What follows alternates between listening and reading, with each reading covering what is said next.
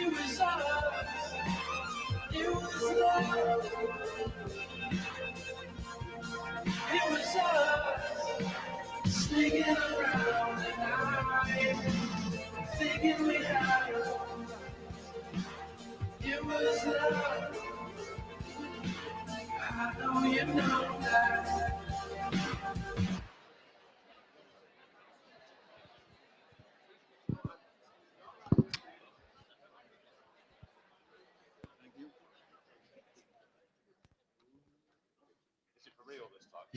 Maybe. Ladies and gentlemen. Right, everyone.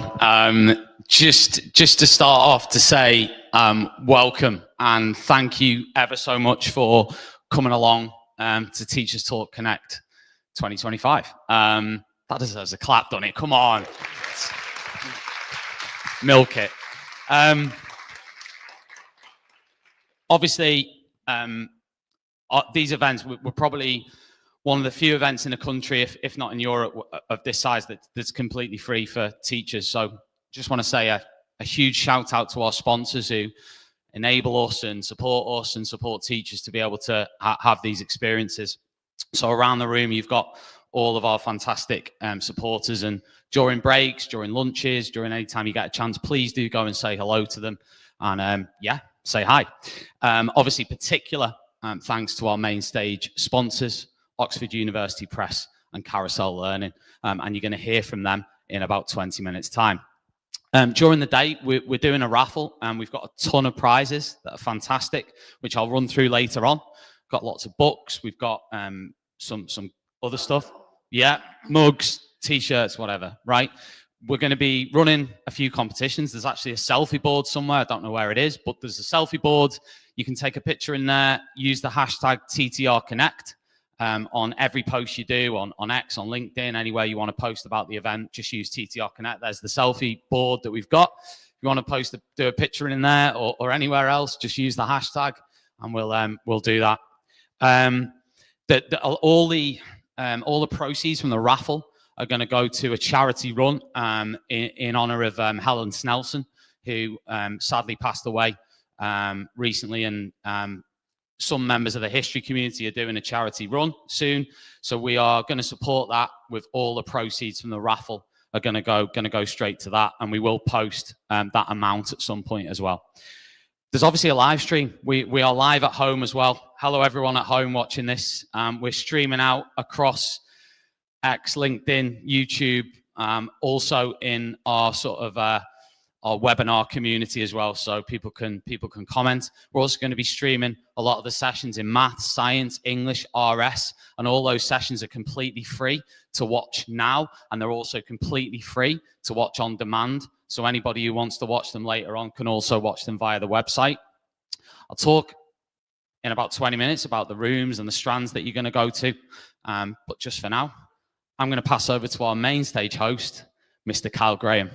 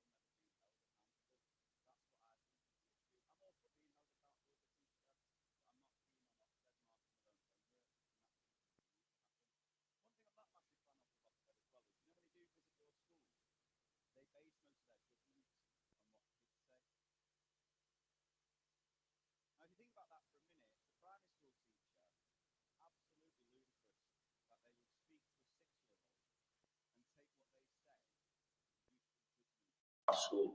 Now, don't get me wrong, I love these children. I think the most hilarious unintentional comedians on the planet, as long as my livelihood's not based on what they say.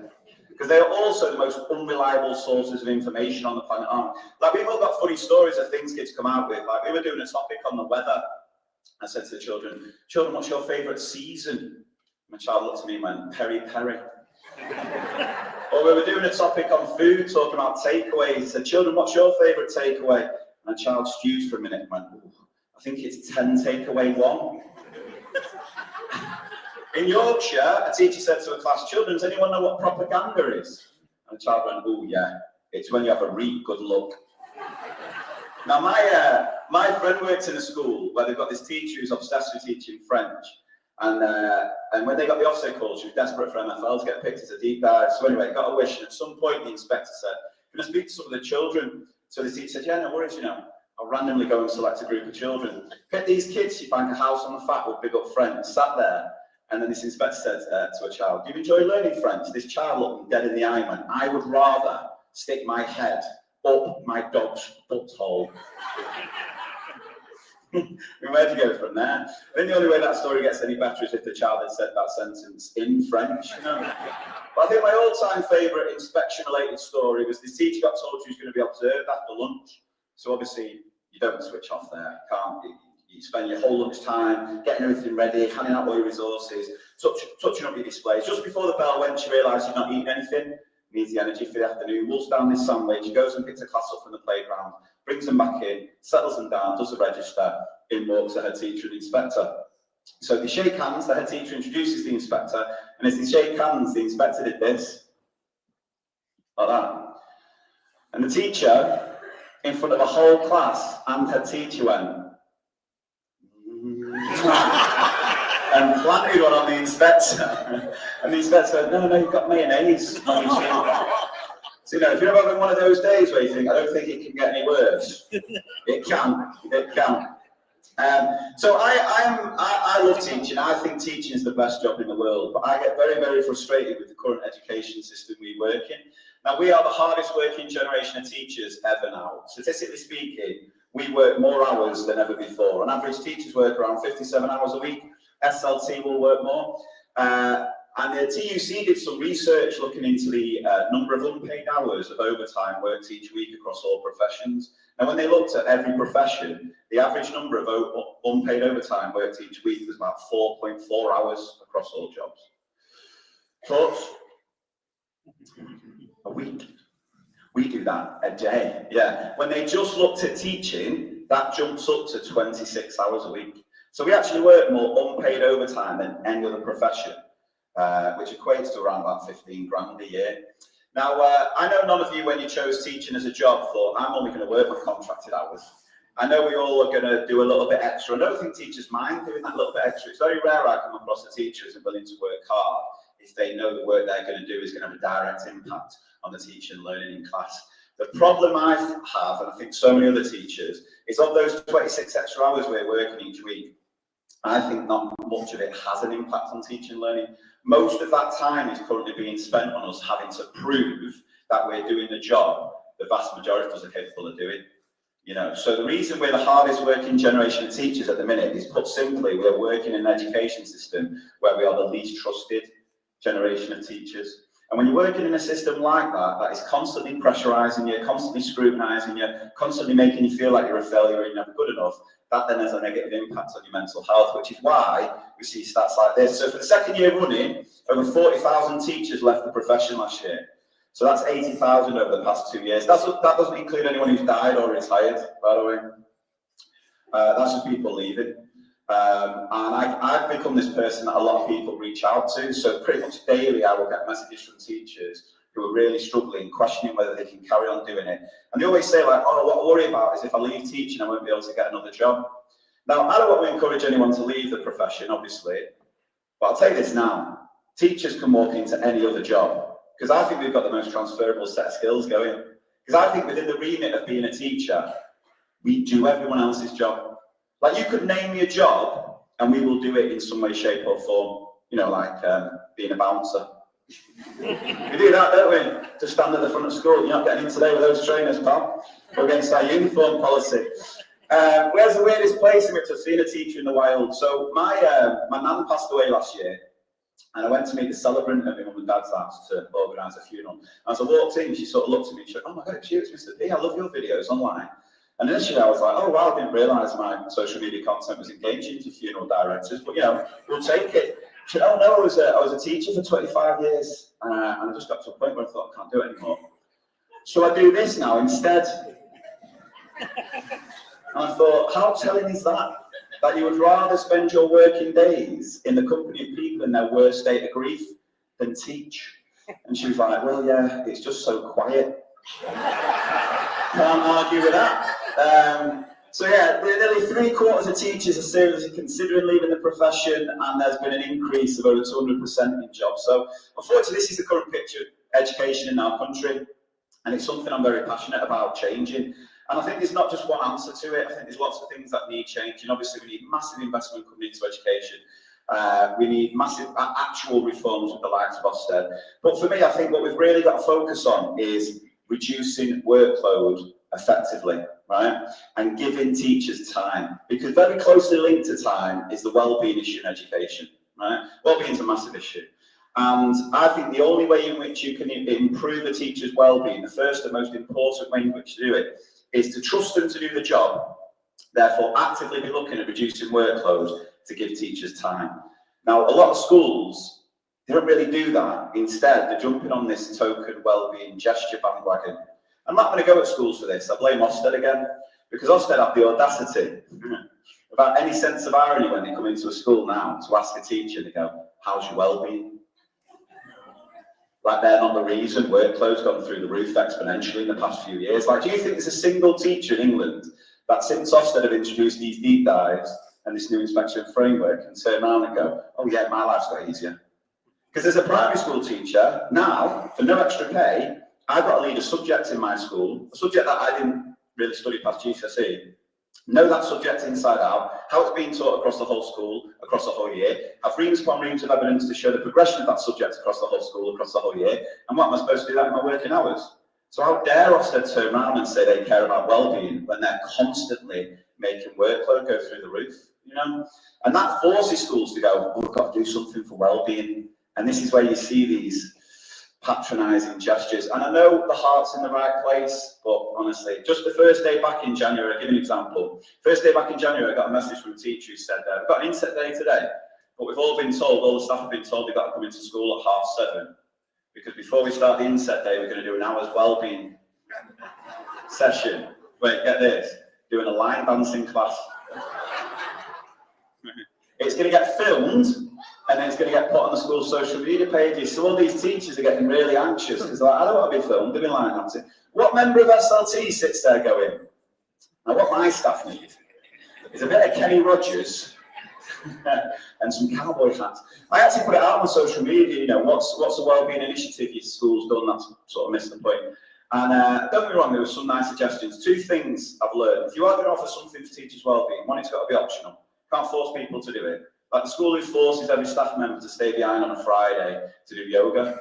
And if you don't go to the yoga wellbeing staff meeting, you get an email from the head teacher over the weekend asking you to explain yourself on Monday, right? So it's got to be optional. And the other thing is, you can't be expecting teachers to give up their own time to do it. But there were some quite funny examples. Like one school said, "Oh, we got told we could wear jeans." I mean, I don't know, does jeans improve your wellbeing? I've not worn a pair of jeans in about 5 years. Since the lockdown, I've just been in joggers. I'm all about, even these smart trousers I'm wearing today, they're elasticated at the waist. That's how deep I am into my jogger obsession. There was a school who did 2.5-hour twilight learning yo-yo tricks. Yeah. And you know, I'll tell you this now, if anyone ever tried to force me to do a yoga wellbeing staff meeting, I'd give them a pose, and it involved one finger. Do you know what I mean? I can't think of anything worse than being forced to sit in the hall, stand in the hall doing a downward dog, like shoving my arse in Sharon's face. Sorry about that, Sharon. All the while, I'm thinking, I've got 3 sets of books to mark after this, because tomorrow there's another book scrutiny. I don't see the irony in that. The thing with wellbeing, it's completely and utterly subjective. Like what works for me isn't going to necessarily work for you. I'll tell you the one thing that brings me the most amount of joy in my life at the minute, which is why unfortunately I can't stay for the whole day, is I love nothing more than spending my weekends watching my kids play sport. So my kids are really into football, rugby, athletics. And from Saturday morning, Sunday afternoon, me and my wife stood out in a freezing cold field watching. And I'm telling you this now, I don't think there's a better feeling on this planet as a parent than when you stood there watching your kids play sport and another parent turns around to you and goes, tell you what, your lad's having a good game today. It is the best feeling ever. But I can't turn around to you and be like, surely we well-being. Go and watch some kids play sport. You might not have kids. If you start doing that, you're probably going to get in trouble, aren't you? So you know what's best for your well-being. What you guys need is the time to do it. Now, what I've discovered over the past couple of years that I don't think there's anything that's had such immediate impact on reducing workload more for me as a teacher than all this emerging AI technology. I genuinely think this AI has changed my life. So I've hit a bit of so I'm turning a significant birthday this year, and with the job that I do, where I'm traveling here, there and everywhere, I've fallen in some bad habits where I'm eating out of the service station, hotel breakfast. Whenever you do an inset day in a school, they always put a spread on, and I'm a sucker for a sausage roll. So I was making some unhealthy choices. I thought, right, I've got to get myself in shape this side of my birthday before. And so I've been on a bit of a health kick, and I've dropped about 3 stone, and I feel better for it. But I'll tell you this, the AI has helped me massively with that. Because what it's allowed me to do is just find time to prep meals, find time to get to the gym, find time to play paddle tennis, which is my other absolute obsession. Anyone fan of paddle? Yeah, it's amazing, isn't it? Right? If you've not played it, you need to play it. It's the best thing ever. So AI, I just think, but I know some teachers are a little bit wary of it, a little bit worried about this AI. I had a teacher on the training session say, I'm not touching any of that AI stuff. I don't want the robots to come and kill us all. I was like, well, first of all, stop reading the Daily Mail. And secondly, Terminator's not based on historical facts, right? Robots are not going to come and kill us all. AI will not be the downfall of humanity. It'll be about how we choose to use it. Now, I think the positives that can come from AI, and I've seen it myself, how much it's saved me time, unbelievable. I can't stand there and say there won't be any negatives. There will be. You know, there are already people using this AI technology in a negative way. We have just got to be at the forefront of understanding how it works, what it can do, what it can't do, and actually start educating our children. Because whether we like to admit it or not, if our kids are accessing technology outside of school, they're already using AI. Now, as far as workload's concerned, a couple of tools. I mean, I don't need to go through these stats again. And I want to make it clear again, AI is not the solution to all of these issues we're facing in education. I think we're all drowning in workload. What I found this AI to do is give us a bit of a lilo to keep our head above water with it. But some of my favourite AI tools to use are these on the board there. So I'm sure some of you are familiar with them. But a couple of things I want to talk about before I demonstrate a couple. Because there was a news story that came out of a school in London where they've introduced the first teacherless classroom. And basically this school is teaching the GCSE where AI is the teacher. It's a bit of a headline grab. It turns out there are still 3 teachers in the class. They're just not being called teachers anymore. They're being called learning coaches. And I just thought, why? And I've had it on my training where I'm talking about AI and teachers will say, why are you encouraging teachers to use AI when AI will eventually replace their jobs? I'm like, no, absolutely not. If you think AI can be as good as a human teacher, way off the mark. AI is there to help us, right? We're still going to be needed. I would argue that for the past decade, even longer, we've really lost sight of the human element of education in this country. You know, all of us got into education because we want to make a difference to young people's lives. But we're almost forced through our education system to see children not as humans anymore, but little bits of data. And we're just solely on getting that data from there to there. What this AI should be doing is put a much bigger focus back on the human element of education. And the AI can help us. The AI can generate 101 questions about a particular topic, but the AI is never going to be able to make that child understand what an incredible achievement it is that they've persevered and stuck with something even though they found it really hard to master it. You know, AI is never going to be able to know that a child struggling to engage with their learning because of something that's happening outside of school. That's a human quality that AI will never be able to replace. So while AI can help us teach the curriculum, humans are always going to be needed to develop the whole child. So you've got to see this AI as a tool that can help us with lots of different tasks. but it should never be discussed to replace teachers because it's not got the personal connection. It's not got the understanding, the professional judgment that we bring. And that's what you've got to remember with AI. Once it generates something, that's only half the job. You've then always got to use your professional judgment to check, tweak, and evaluate the output. Because what it thinks is a perfect answer is never going to be what you think is a perfect answer. So you've always got to check it, use your professional judgment. It's a great way to give you a starting point, some ideas, some inspiration, but it doesn't know your students, it doesn't know the dynamics of your classroom. It provides generic responses that, again, you need to tweak. Those generic responses are based on pattern recognition from its data set, which is the internet. And as we know with the internet, not everything's reliable. So there is the potential for AI to give us inaccurate outputs if it's referencing inaccurate data from the internet. So that's why we've always got to critically evaluate what it produces. So, yeah, couple of tools then very quickly. I don't know if anyone's come across Notebook LM. Notebook LM, absolutely brilliant. What this tool allows you to do is you upload the data. You upload documents. So I've been using this with my dyslexic son. My son, Harry, is 14, he's in year 9, he gets these knowledge organiser homeworks that he finds really hard to get his head around. So we've uploaded his knowledge organiser homework to Notebook LM. The AI then becomes trained in that data. You can then interact with it, so Harry can go in and ask it to quiz him on a certain topic, summarise points, explain things in better detail. But then you've also got this audio overview. Tap that audio overview, the AI then generates a podcast where 2 AI voices talk through the documents you've uploaded. All right, folks, get ready for a deep dive today.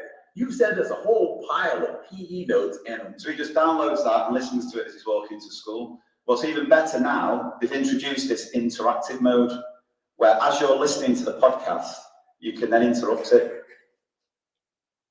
All right, folks, get ready for a deep dive today. Oh, wait, someone wants to join. Hey, go for it. Hi, yeah, can you just explain to me what the starting positions are in a game of netball? Absolutely, I can help with that. Let's break down netball positions for you. Think of it like this. You've got your goal shooter. They work with the goal attack. These two can go inside the shooting circle. They're your primary scorers. You get the idea. So from an accessibility point of view, it can be absolutely amazing.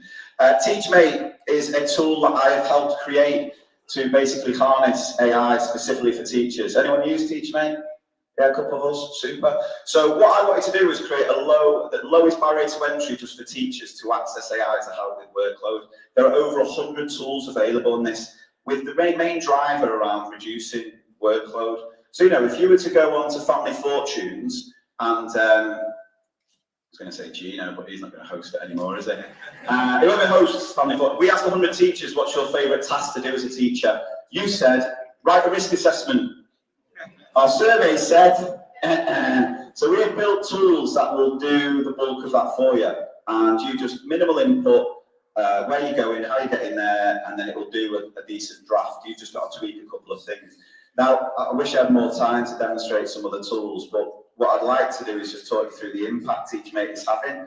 So we launched TeachMate a couple of years ago. We did this survey with over 1,800 teachers. It found to save teachers over 10 hours a week. 94% said it's improved their well-being. 90% said it's been the best initiative their schools implemented to reduce workload. 3/4, this is my favourite finding, 3/4 of teachers who are considering leaving the profession actually cited TeachMate as a reason to stay.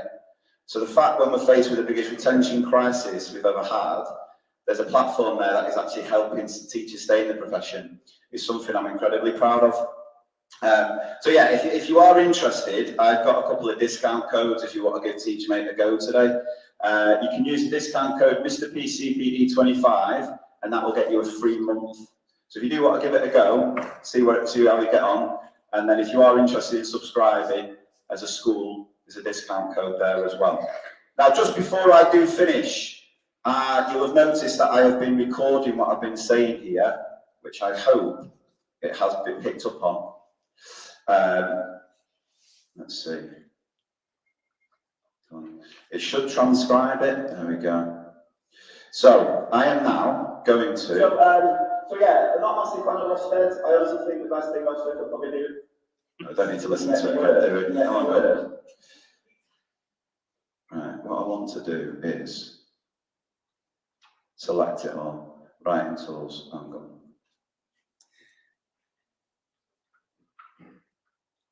What I wanted to do was copy it all. There we go. Use AI to summarize it and then turn everything that I've said into an AI generated song.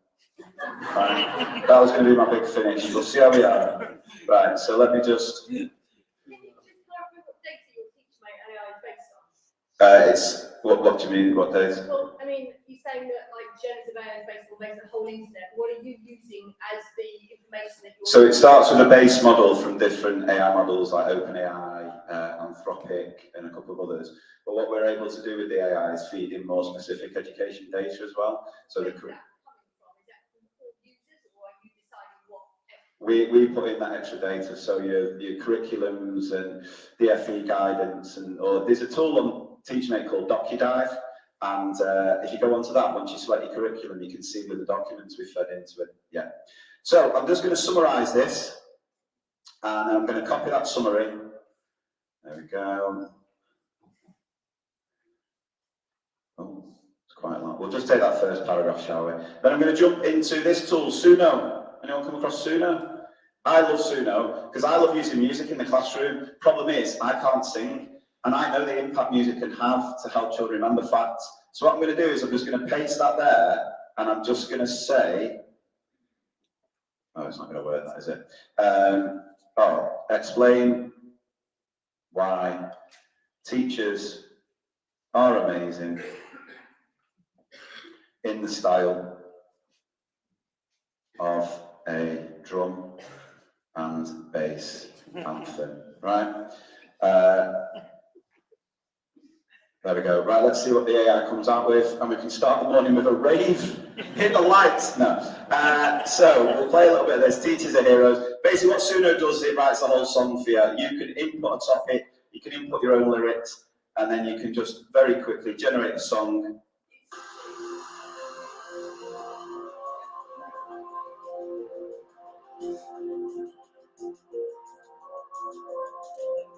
They stand tall, we fall, guiding us through it all. In the class, they inspire. You know it's going to come with a big drop in a second. Right?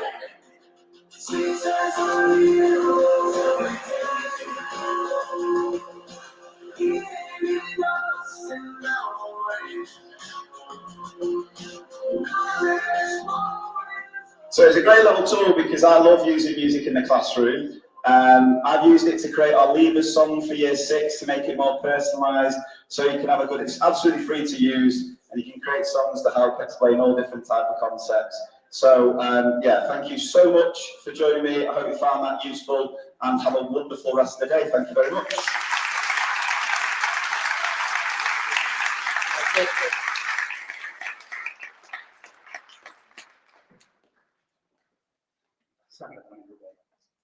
Musical chairs.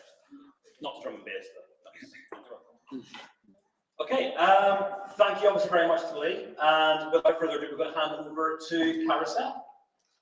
Hi there. I'm going to be honest, I don't actually work for Carousel. I'm a director of science at a comprehensive school in Salford. Proper comprehensive school. You read into that what you want. So Carousel have called me here today because I use it on a day-to-day basis. Carousel has become an integral part of our department, and it's really driving student progress. Our top 50 learners on the mock exams last November had 80% plus engagement with the tool. I'm going to talk about one feature that I'm really loving on Carousel because we don't have time to do all of it. So what I'm going to talk about today is the sliders. Carousel introduced the sliders last year, and you'll see the sliders on the corner there. And what we do is we set a homework, and students go and often do it, and then we set the homework as retrieval in the next week. And then what I do is I say this: hands up if you've got question 1 wrong. Hands up if you've got question 2 wrong. Hands up if you've got question 3 wrong. And obviously, kids put their hands up for each response. And then what I can do is I can input the data using the sliders into Carousel, and the kids absolutely love it. Could you just, Yeah. get the video? So the kids absolutely love it. Video. If you just get, if you get it. Kids absolutely love it. Because number one, they see that I care about what answers they've got on retrieval. That's the first thing. Number two, when you drag the slider all the way to the end, there's fireworks. So if the students have all got it right. They get this lovely kind of buzz of the fireworks in the room. And number 3, I also show the kids how well they're doing on the quizzes. So we started to get this feedback loop in terms of homework. The homework feeds into the retrieval, and the kids get success immediately when they understand they've done their homework and if they've done it properly. So you should see fireworks. Yeah. And it's been a brilliant thing to get engagement. We've gone from having like kids not doing homework 2 years ago to pretty much 60 to 70% of kids engaging in the homework. And it's an easy capture. So we're also getting feedback for us as well. We can tailor our homeworks to meet the needs of our pupils, and we can essentially ask the right questions for homeworks by using these slides. It's massively supercharged retrieval in our department. The whole department uses it. It's super easy to set. People are setting homeworks every week.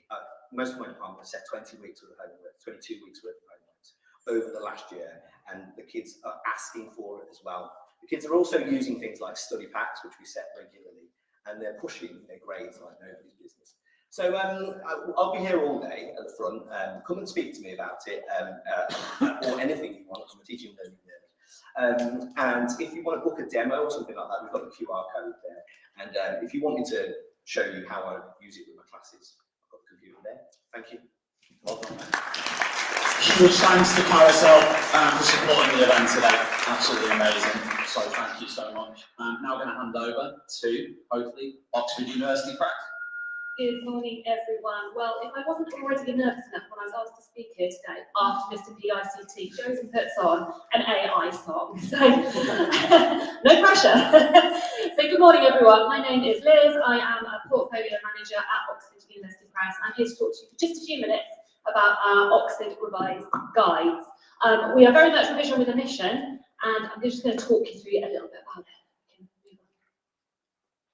So it gives us real excitement in our belly when we can actually say we are the fastest growing revision series, because not only does that mean that we are something we are in Team Revise really passionate about, but we are also actually having teachers, students and parents say that to us as well.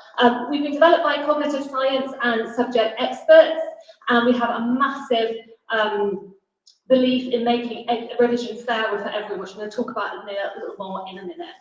So this is our range. We currently have 61 guides across 11 subjects.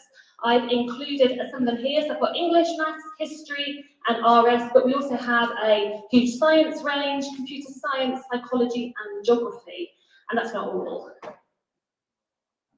Hitting the market actually this week, this is super exciting because we have 4 of these books that have landed this last week, and I was like, am I going to get them here in time? Am I not? Well, the good news is I have. So if English literature is your thing, we have got Macbeth, Romeo, Juliet, and Inspector Calls and Power and Conflict here today, and we've got the rest of the titles on this page arriving by Easter.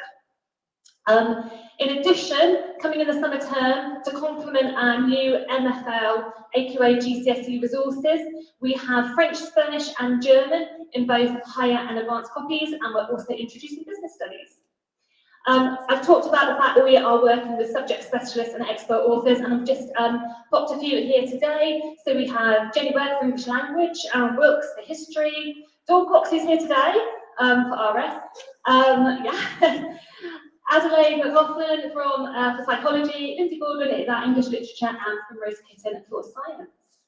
So to talk about the books, they all follow the same format for each unit. The first part is knowledge, and this is where the cognitive science really comes in, because we've really thought about how much information is right to give you good content knowledge before it becomes overwhelm. And the books are hugely well laid out to enable you to get just the right balance. They then follow on to a retrieval section where you can literally, if you see that right-hand page of the retrieval, you put your hand over and it's quick-fire questions to see what you've retained.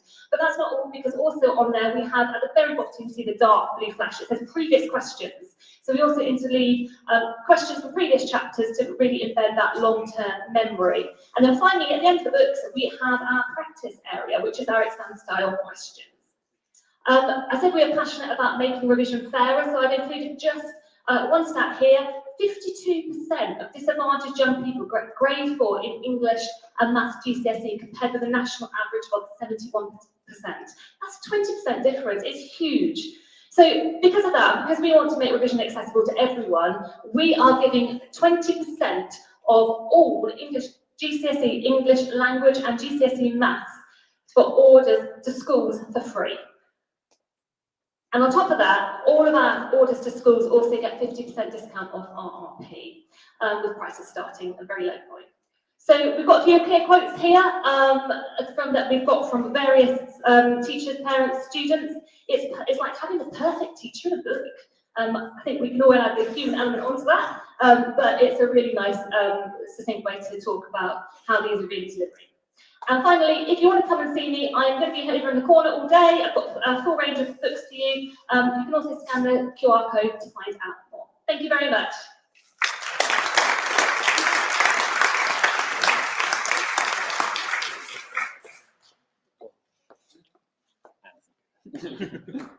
I'll do it. Okay. Right, everyone. Hello. Yeah, huge thanks to Oxford University Press and Carousel Learning for supporting the event today. What we're going to do now, we are going to go straight into these subject strand sessions with a little bit of luck. Now, if you are in maths or history, you are going to stay here because you are going to have a few table talk sessions happening. If you are in English, you're going to go to G1.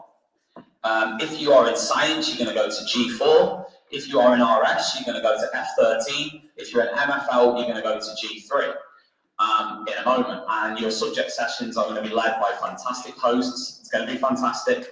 We will see you back in the main hall, everybody, just after the lunch break at 1:45. Enjoy the day, and we'll see you very soon. Thanks.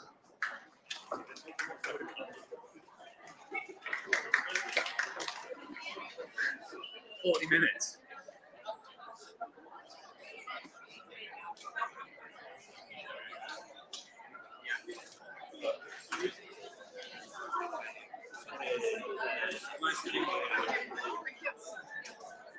Brilliant. Right.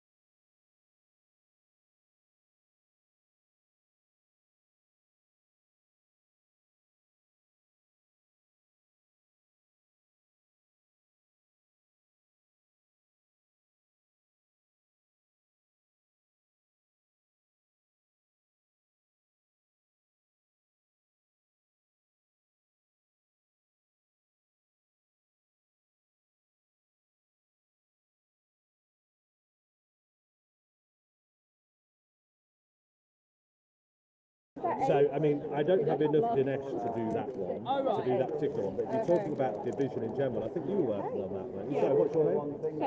Deborah, nice to meet you, Deborah. I'm Pete. So, yeah, you were modelling this idea of division with the Dinesh, weren't you? Yeah. We don't actually have enough, like, physical manipulatives, that's the problem. We have loads. We have enough for at least one pack you can do. And then you can normally, like, if you've got a big class, or you, and then you can steal some more. So we have at least 13 packs of these. In terms of what your quotient is. I think we have too many counters. We do have too many counters. Oh, can't count. And that's the next one. Oh, right, yeah. So under that model, I guess it'd be how many, how many is in each group? Yeah.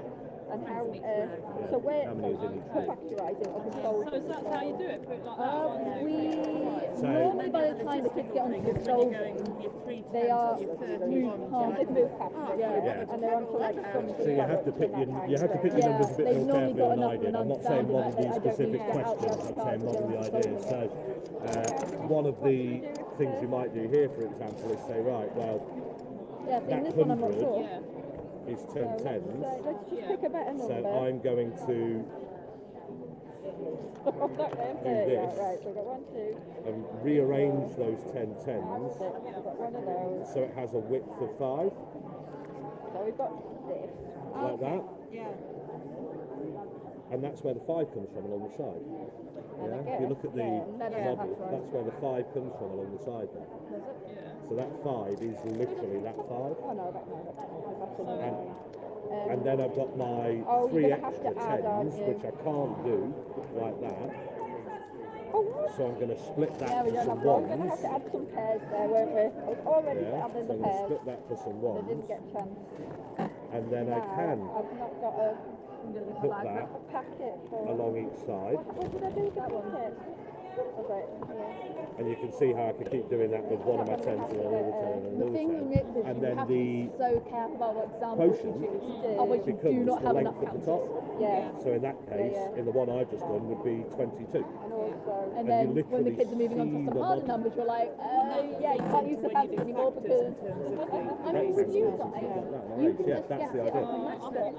Yes, no, you've got the tablet, you've got the actual physical character. I have a YouTube channel, if you Google me, and it shows a load of this stuff, right from the manipulative.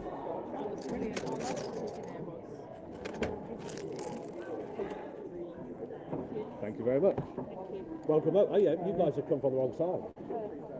We're supposed to rotate clockwise. Oh, you came from there. That's all right. It's because you came from behind me. That's what threw me there. It's a pincer movement. welcome, everybody. Thank you. I'll give you one of these. Okay. Thank you. So you've got something to look at. Oh, I can do this. So, excuse me, talked 3 times now and I haven't got any water with me, which is a really bad idea, but never mind. So, welcome. My name is Peter Mattock, and I'm talking today about maths, not methods. And this talk was or this little session was inspired by the idea that, I've done that wrong. I do quite a few bits and pieces across maths education, but one of the things I do is lead subject and curriculum sessions with local skip trainees. So I'm responsible for developing their mathematics while they're on placement. They come to me most Friday mornings to do that. And one of my trainees is in a school that I love because they mandate that you have to use manipulative representations to explore maths ideas, even at secondary level, which is more rare than it might be for secondaries to actually use manipulatives and use images to support making sense of maths. But something had clearly gone wrong with her induction because she was teaching them how to solve equations. And what, like the equation at the top of your sheet there, she'd used this sort of algebra tile pan balance kind of idea. Yeah? So you can imagine this almost like a pan balance where you can see what's in one pan, you can see what's in the other pan, and they balance together. So those two are equal to each other. And what she said was, which I thought was really telling, was, so what I've shown them to do with this is, you know, remove an x from both sides because it will still balance. Yeah? Which gives me 2x plus 2 on that side and 14 on that side. And then I've shown them to remove the 2 from both sides. So you've got 2x equals 12. And then I've shown them to split that in half and split that in half. So you've got the x equals 6. And she was modelling that. And the thing she was getting at is her school had then told her, right, so now you do it like that, you've also got to do it with the bar model. And she was saying, but I've shown them the method. Why do I now need to go and do this as well? And the conversation we were having was the idea that, yes, you may have shown them the method, but that's not actually the maths. The maths is what you did here. Yeah, this is where the maths lies, up in this top bit. What this is basically just a recording of the maths that you did. Yeah? You made some logical deductions about these things based on the fact that they're equal. And that led you to a point where you could deduce what x was. And so all the maths you did was here, and all you did was record what you did. And so now it would be a perfectly useful thing to do for students to say, right, well now, let's not think about the equations like that. Let's think about the equation like that and see how that compares to what we did before. Yeah? So we look at this now, and in a bar model, as I'm sure many of you will know, the equality is shown by equal length, which you can't do with the algebra tiles, but you can do with a bar model representation. You've got an equal length. So let's deduce logically from that. What can we know? Well, we know that these two x's are equal in length, so we can ignore those. And we're left with 2x plus 2 equals 14.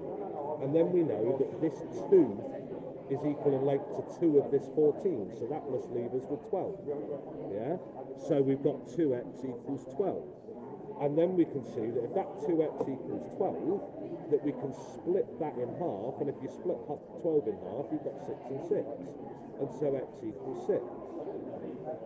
And so what this becomes is not a method, it becomes a recording of the maths, but the maths happens here. The maths is where we actually think about how these representations of the equation allow us to make sense of things being equal to each other. Yeah? And so what I thought we'd do, if we turn the page over, now I don't mean to do these exact calculations, particularly because I haven't got enough Dinesh for you to split 400 into 40 tens. Okay, but here are some examples of some methods. And what I thought we'd do in the time that we've got is explore with some of the materials where the maths lies behind some of those methods. What are these recordings of? Okay, and I don't mean me showing you that, I mean you guys exploring that and making sense of it. So you've got some double-sided counters there, you've got some Dinesh, you've got some Cuisinart, you've got whole packs and stacks of algebra tiles. Whole packs and stacks of algebra tiles around if you want to tackle some of the algebra stuff. So let's have an explore and find the maths behind some of these methods. How does this one work? There's 3x minus 2. So to represent minus 2 in that context, you have negative 1 tiles, which are red coloured. And then to remove those, you have to add 2. Yeah, that's the sort of paradigm for that. It gets a little trickier with that one. Actually, no, it's this one. It gets a little trickier if your value of x is negative. But this one actually doesn't. It works. How do you do that one? Yeah, if x was negative 2, representing that as a challenge because your 2 ends up bigger than your 14. How would you do that? So normally I would use a number line and actually show them on a number line, and as a consequence of the number line, you can kind of get a sense of the fact that x is negative. X would have to be a negative number to make the 3x plus 2 equal to the x plus 14. So yeah, but anyway, let's come to these. What are we thinking? These are some methods. How might we, and you know, you won't, the bottom one you probably wouldn't use manipulative for, but how do we show the maths behind what's recorded in these sorts of things? I'm going to out myself. I'm an interloper here. I'm a computer science teacher. Very welcome anyway. So, thank you. So I'm going to have to watch a little bit of this and That's fine. see actually how, because it's fascinating and I think there's lots of transfer that I can take across. Yeah, really interesting. So do some very basic maths tutoring as well. So this is going to be really helpful to me. Well, I mean, I'm not allowed to mention websites, but if you talk to, you see the guy in the grey hoodie over there? Yeah. Talk to him. His name's Johnny Hall.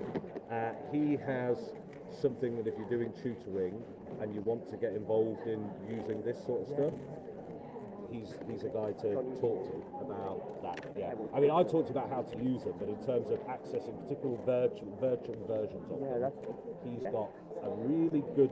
He can have a really good conversation with you about stuff that I can't talk to you about because he's not an exhibitor and therefore he's not allowed to be mentioned. What if we were mentioning because we're not contributing? Well,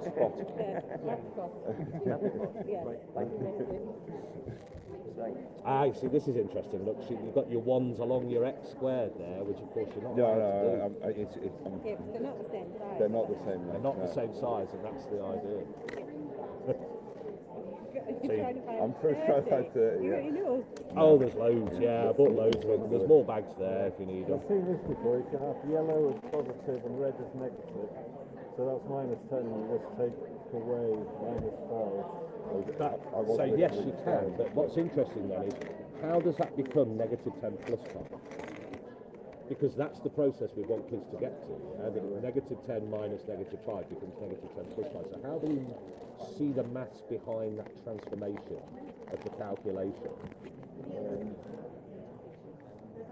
Because you can add 5 like that, and 5 yellows and 5 reds. So I'm trying to get from. I need to turn them around the other way. Oh, don't worry about that. Yeah. Colours are ambiguous. Yeah. You can use red as positive and that's green as fair enough. negative. You're like, yeah, Right. absolutely. Well, how so do you you get can from actually that add the 5 round to that to remove the without knowing that? -5, and that's what leaves the -5 at the end. So like if you've got that. That's exactly how I do that sort of thing. Yeah, using the positive and negative Occasionally. characters. Like, I have done this before, but generally only with students who have tried other methods. Sometimes you have to try like method after method after method and then find one that See, works. isn't that the thing? You've got method after method after method, and actually what we should be doing is just trying to make sense of that, because maths is a subject that makes sense. So without let's knowing just find ways of making sense of what that means, and then the method just becomes the recording of the maths that we did. Yeah. We did this maths. What did we actually do? So we've got you're doing the I'm factorization. So I'm sort of. If I ignored that, I didn't know that. Yeah. How would I get from that to this bit? Yeah. That's what I'm sort of trying to figure out at the minute. Yeah. So you'd have to have. So you've got the right idea of trying to create that as a rectangle. Yeah. And then it has to line so then corner along there. So then we need to fill the gaps in the rectangle. Right. Yeah. Okay. So you have that. So they're all negative because they're backwards, and to get that positive. Then you need to introduce the reverse of that over here, wouldn't you? So in terms of resources for this sort of stuff, who must not be named. So, talk to Johnny about virtual manipulatives. Talk to Amanda, wave. Just wave over here. So people can see you are. Sorry. Talk to Amanda about resources. Thank you. And so now look, if we look at what's happened there, we have split.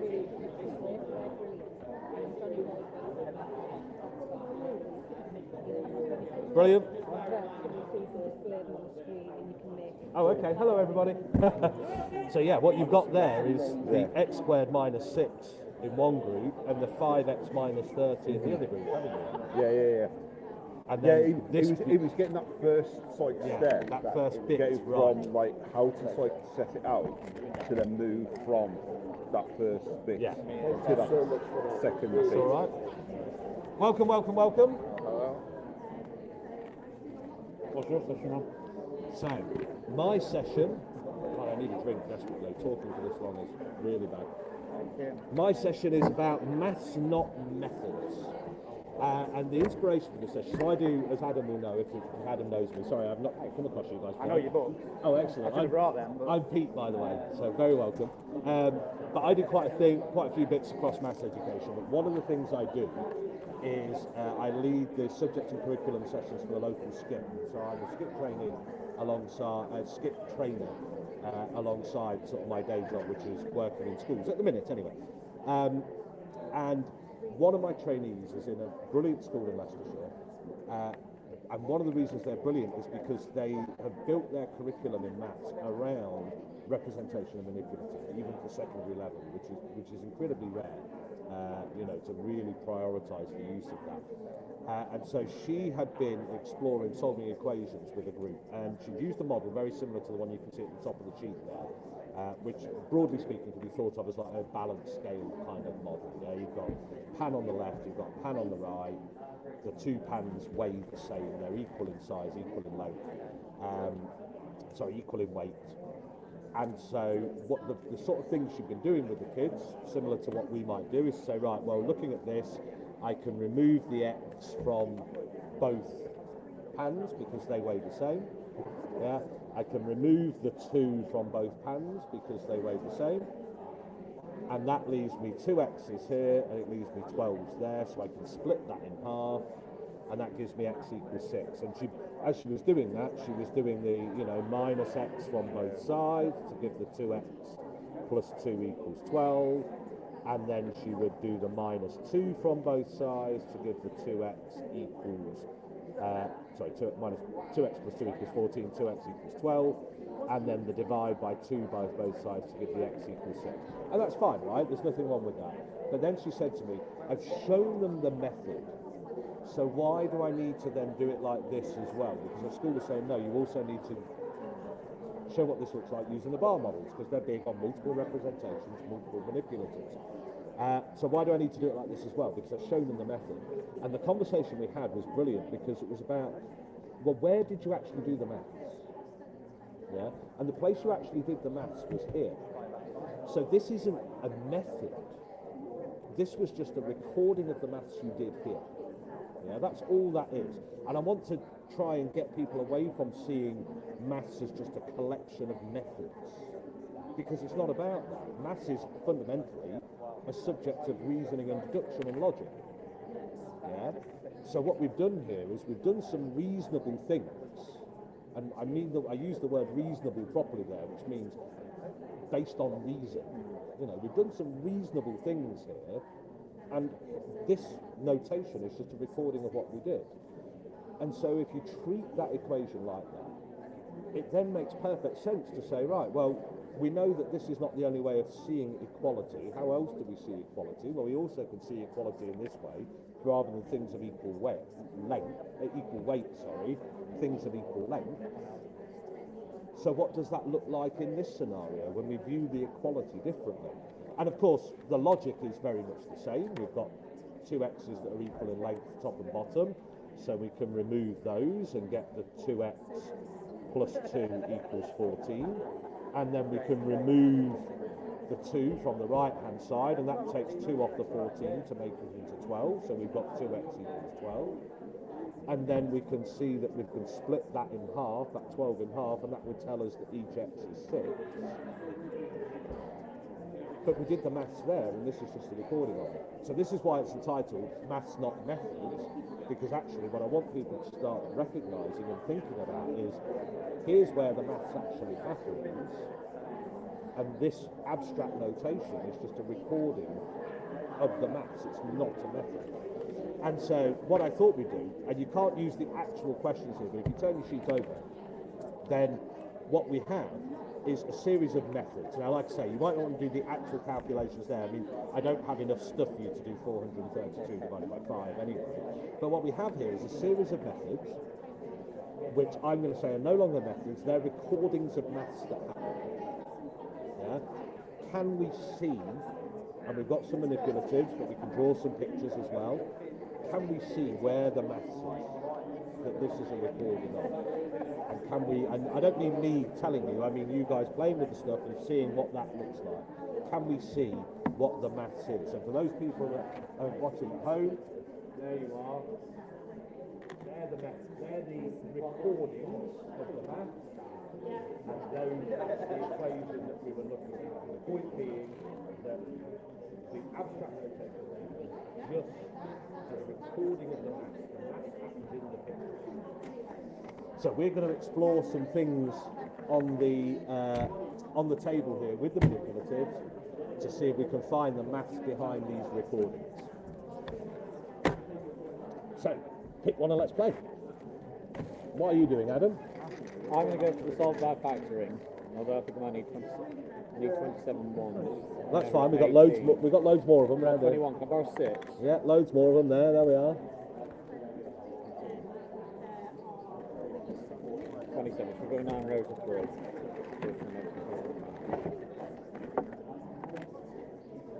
Feel free to take some Haribo as well.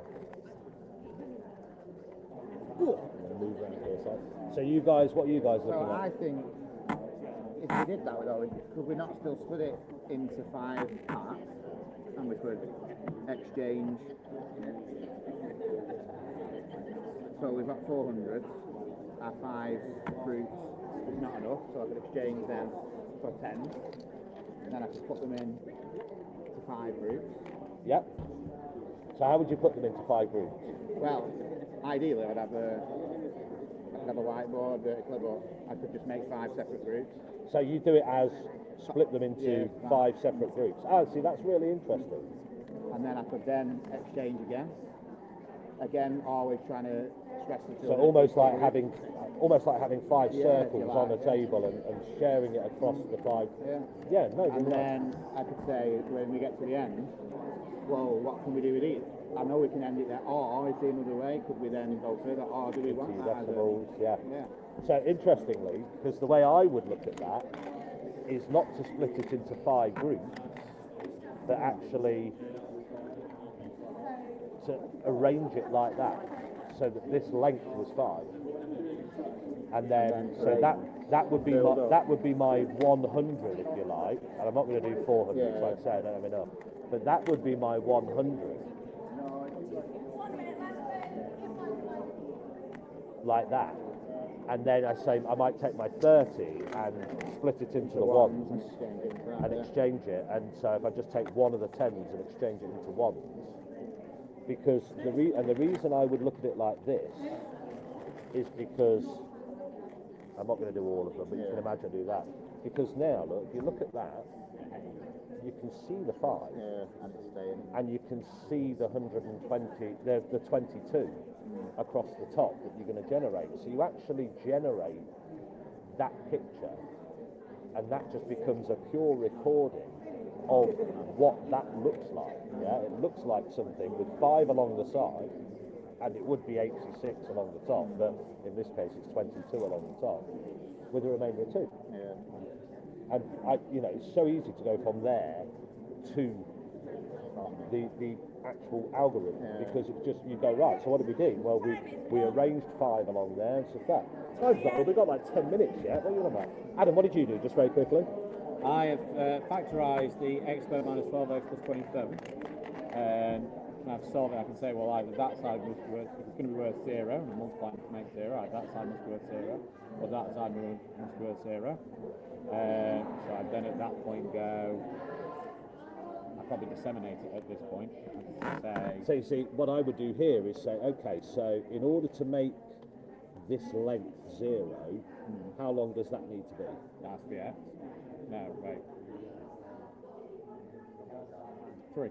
3. Yeah. So I would be then tempted at this point, I mean I do it virtually, not with the tiles, to replace that with a 3 by 3 square. And show that it actually and replace, obviously if that's 3, replace that with 3 by 9 and show that the result is 0. You can actually physically do that. Replace the algebra with number tiles. Say it's easier on the virtual manipulatives, it's much quicker to do. And show that the net area of the rectangle is 0 because the positives and the negatives perfectly cancel each other out. So have a look at that. Have a look at it on a website that we're not allowed to name, that has lots of virtual manipulatives on it. You've got 10 minutes for a break now, guys, so if Excellent. you want to go grab a coffee or whatever. Thank you guys. So just as a takeaway, start seeing that as a recording of maths and think about what's the maths that actually goes behind it, because that's where the real maths is.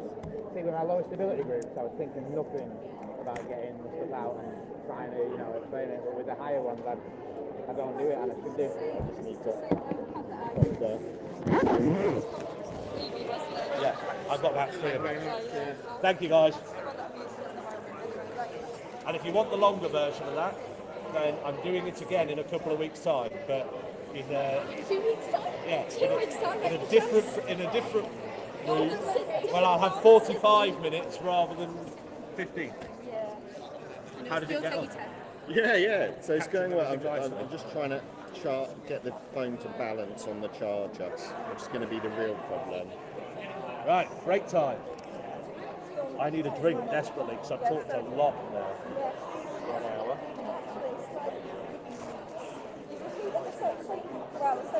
Yeah. And then when you all get back to the table, you can help me put the quizzing out. Yeah, I think the algebra tiles might need some. Excuse me, is it Amanda? It is Amanda. Hello. I was told to talk to you about resources for this sort of stuff. I think it was you that put your hand up. It was?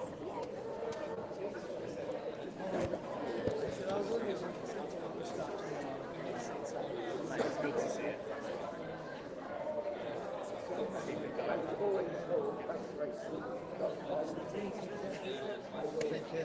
Well done, mate.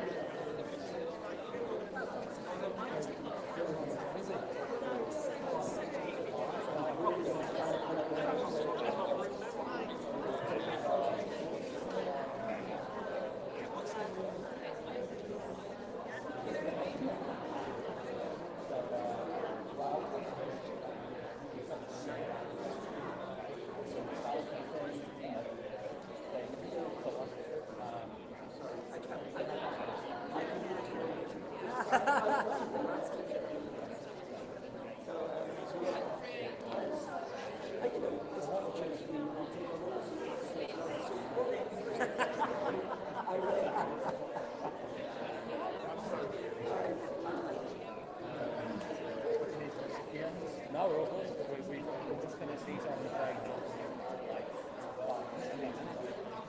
These guys, before they go to last. Kyle and no, it's okay. What choice did you make?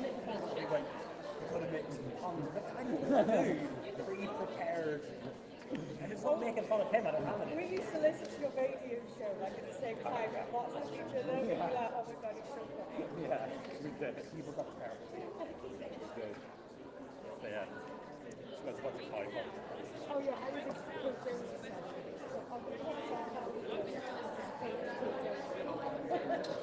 Oh my god, I just assumed that was you.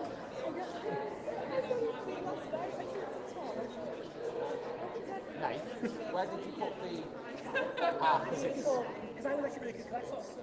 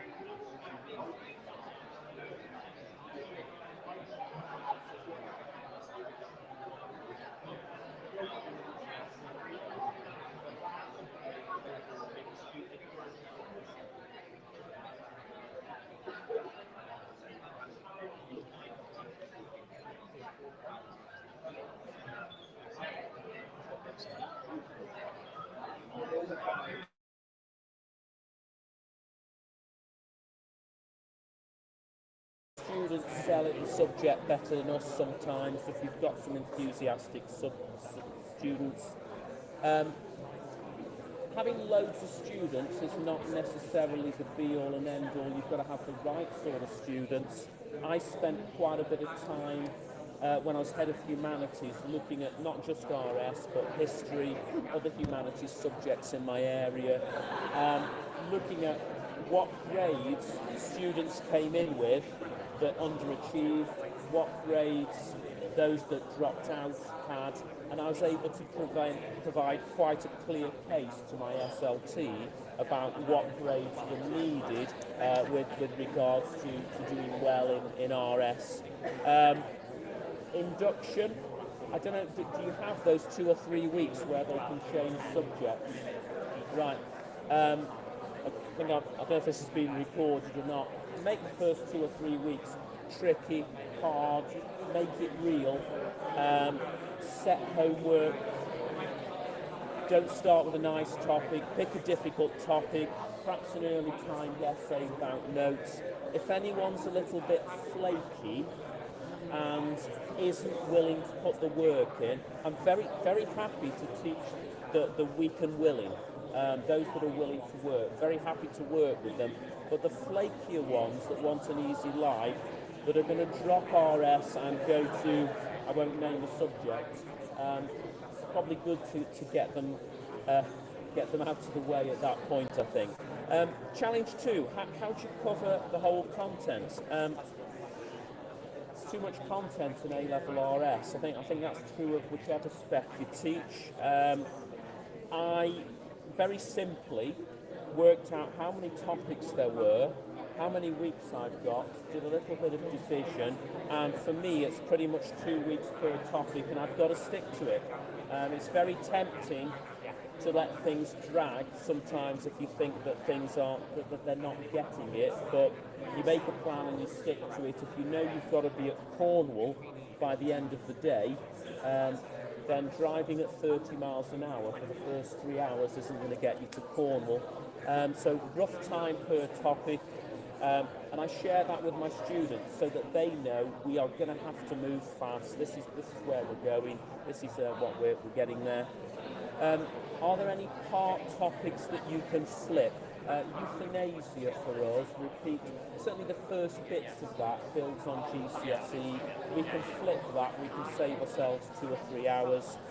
Are there whole topics that kind of work as self-study? We used I teach OCR, we used the Bonhoeffer topic as kind of a summer project, put loads of resources, sent students away in between year 12 and year 13, and they more or less taught themselves that topic. And probably my third thing for content is we are often very guilty of over-teaching. So there's 2 scholars on the spec, but we teach 5 because we do. Sometimes it's a useful contrast, and sometimes there's a reason for doing that.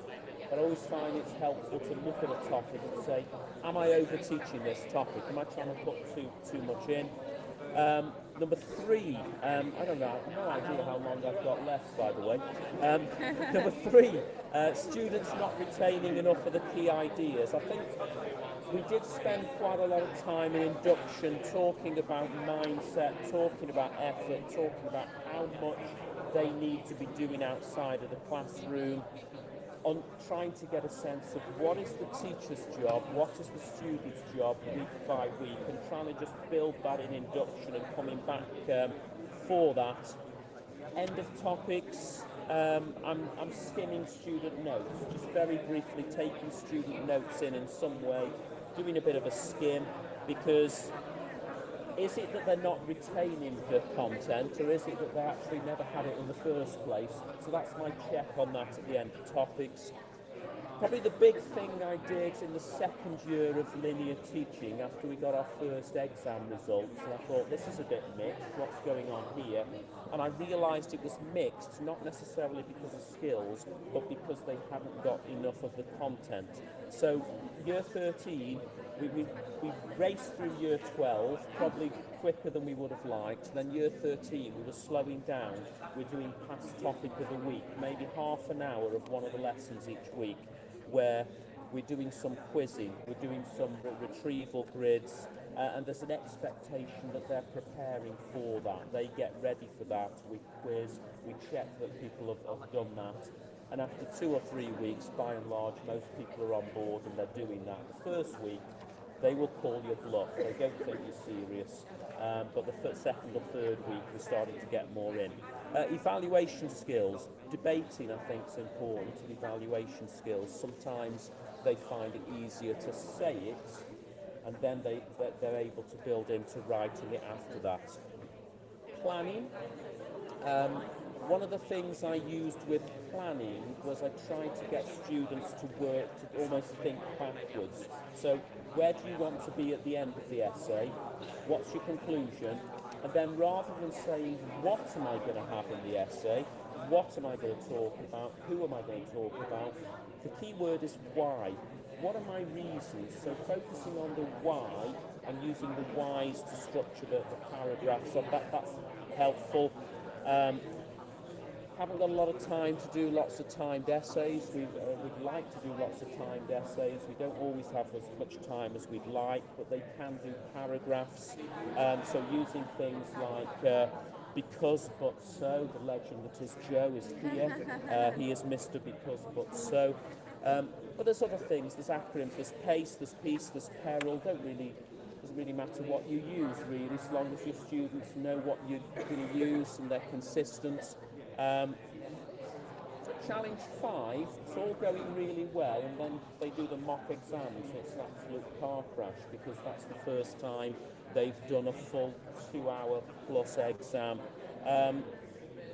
It's normal, it's okay, it happens, it's normal for it to be worse. It's that, again, trying to the students to go, right, okay, this is a mindset thing, this is a bit of a mess.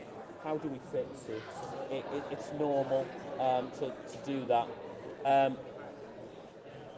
Mock exams, showing them what a good one looks like, so using past scripts or part of past scripts. I'd say be careful on that. I'm still, my group last year were traumatised by a full mark Kantian ethics essay I showed them, and they were basically mostly a B/C group. It was the wrong essay to show them. I needed to show them something that was just a bit better than what they were currently doing.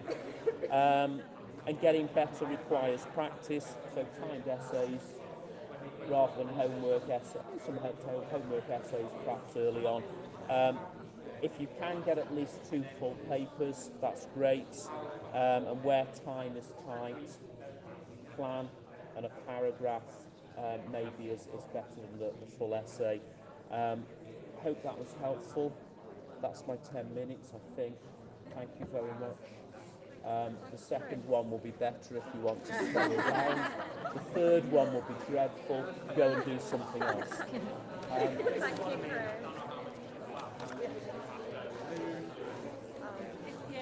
All the speaking rooms, yeah, good idea. Yes.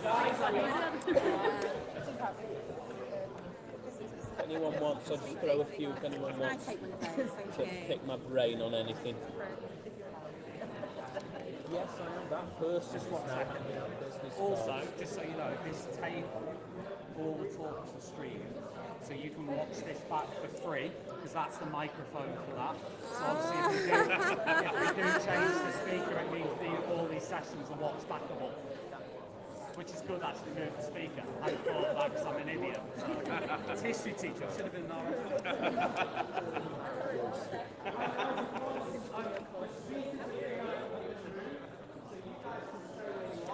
Everyone can stay where you are.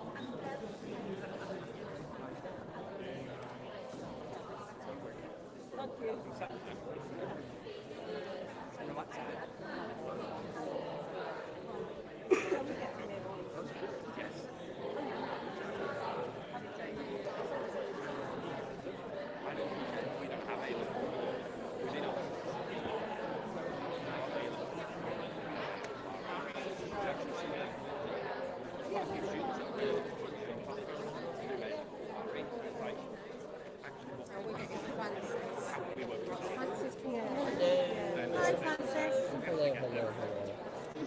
I'm going to ask you to take one and pass it on. It's essentially a handout of the PowerPoint, which I'm essentially just going to talk through. So I've been looking at, with my Key Stage 4 groups in particular. No, I should start timing myself. That would be a smart idea. So I'm talking about essentially keywords and the importance of them, particularly at Key Stage 4, since we have so many keywords to cover with students and not necessarily all the time in the world to do it. So I'm looking at my Key Stage 4 groups, what I've done, what's worked, what I'd like to do better, essentially.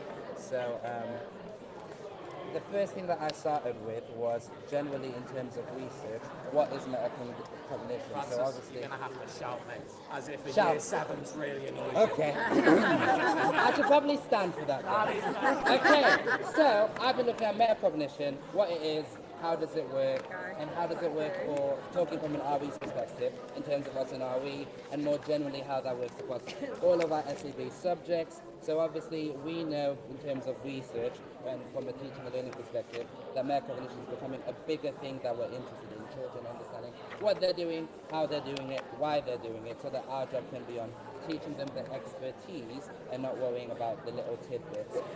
So obviously you in your context, in your classroom with your departments are thinking about what are their barriers and how do we overcome some of those barriers. So I started with the idea of keywords, since in RE we've got tons of keywords. They're doing keywords in terms of Christianity and another religion, whether that's Islam, Hinduism, Buddhism, and then they're also doing keywords in terms of different philosophers and thinkers, and every child, based on linking to what Dawn said about personal knowledge, is going to be really familiar with some and not familiar with others, and it's about instilling that confidence, because for a lot of our kids, if we know that they don't know anything about Buddhism, then they're going to really struggle on their Buddhism paper, and then if they do anything on their philosophy and ethics, they don't know anything about Buddhism, they can't do well on that second or third paper, so trying to close that gap.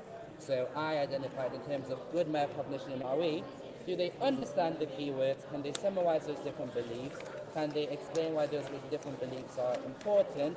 And can they raise counter arguments and use evidence to support it? So this is the slide of good metacognition in RE, just building on this idea that we've got lots of different things that we are teaching them. We want them to know the date, the title, what the big question is, understand the big picture, be able to zoom in, zoom out, and then to be able to know all these different ideas, arguments, counter-arguments. And we've got expectations of them in RE. As a history teacher, you've got that across 4 topics. In English, they need to do that across 10 poems. So they can get lost if they don't know what the key principles are all day, every day in each of those subjects. And I found for RE, it comes up to our key words, because if they don't know what a sacrament is, if they don't know what the incarnation is, they're not going to be able to describe different views on the incarnation or evaluate whether or not the incarnation is the most important belief about Jesus. So I looked at this idea, well, first of all, what are the keywords? Do we as a staff body know what all of the keywords are? Do students know what the keywords are? And following on from that, where you've got parental engagement, do parents know what they are? So that idea was, in terms of retrieval, talking about it again, coming back to it, and making links.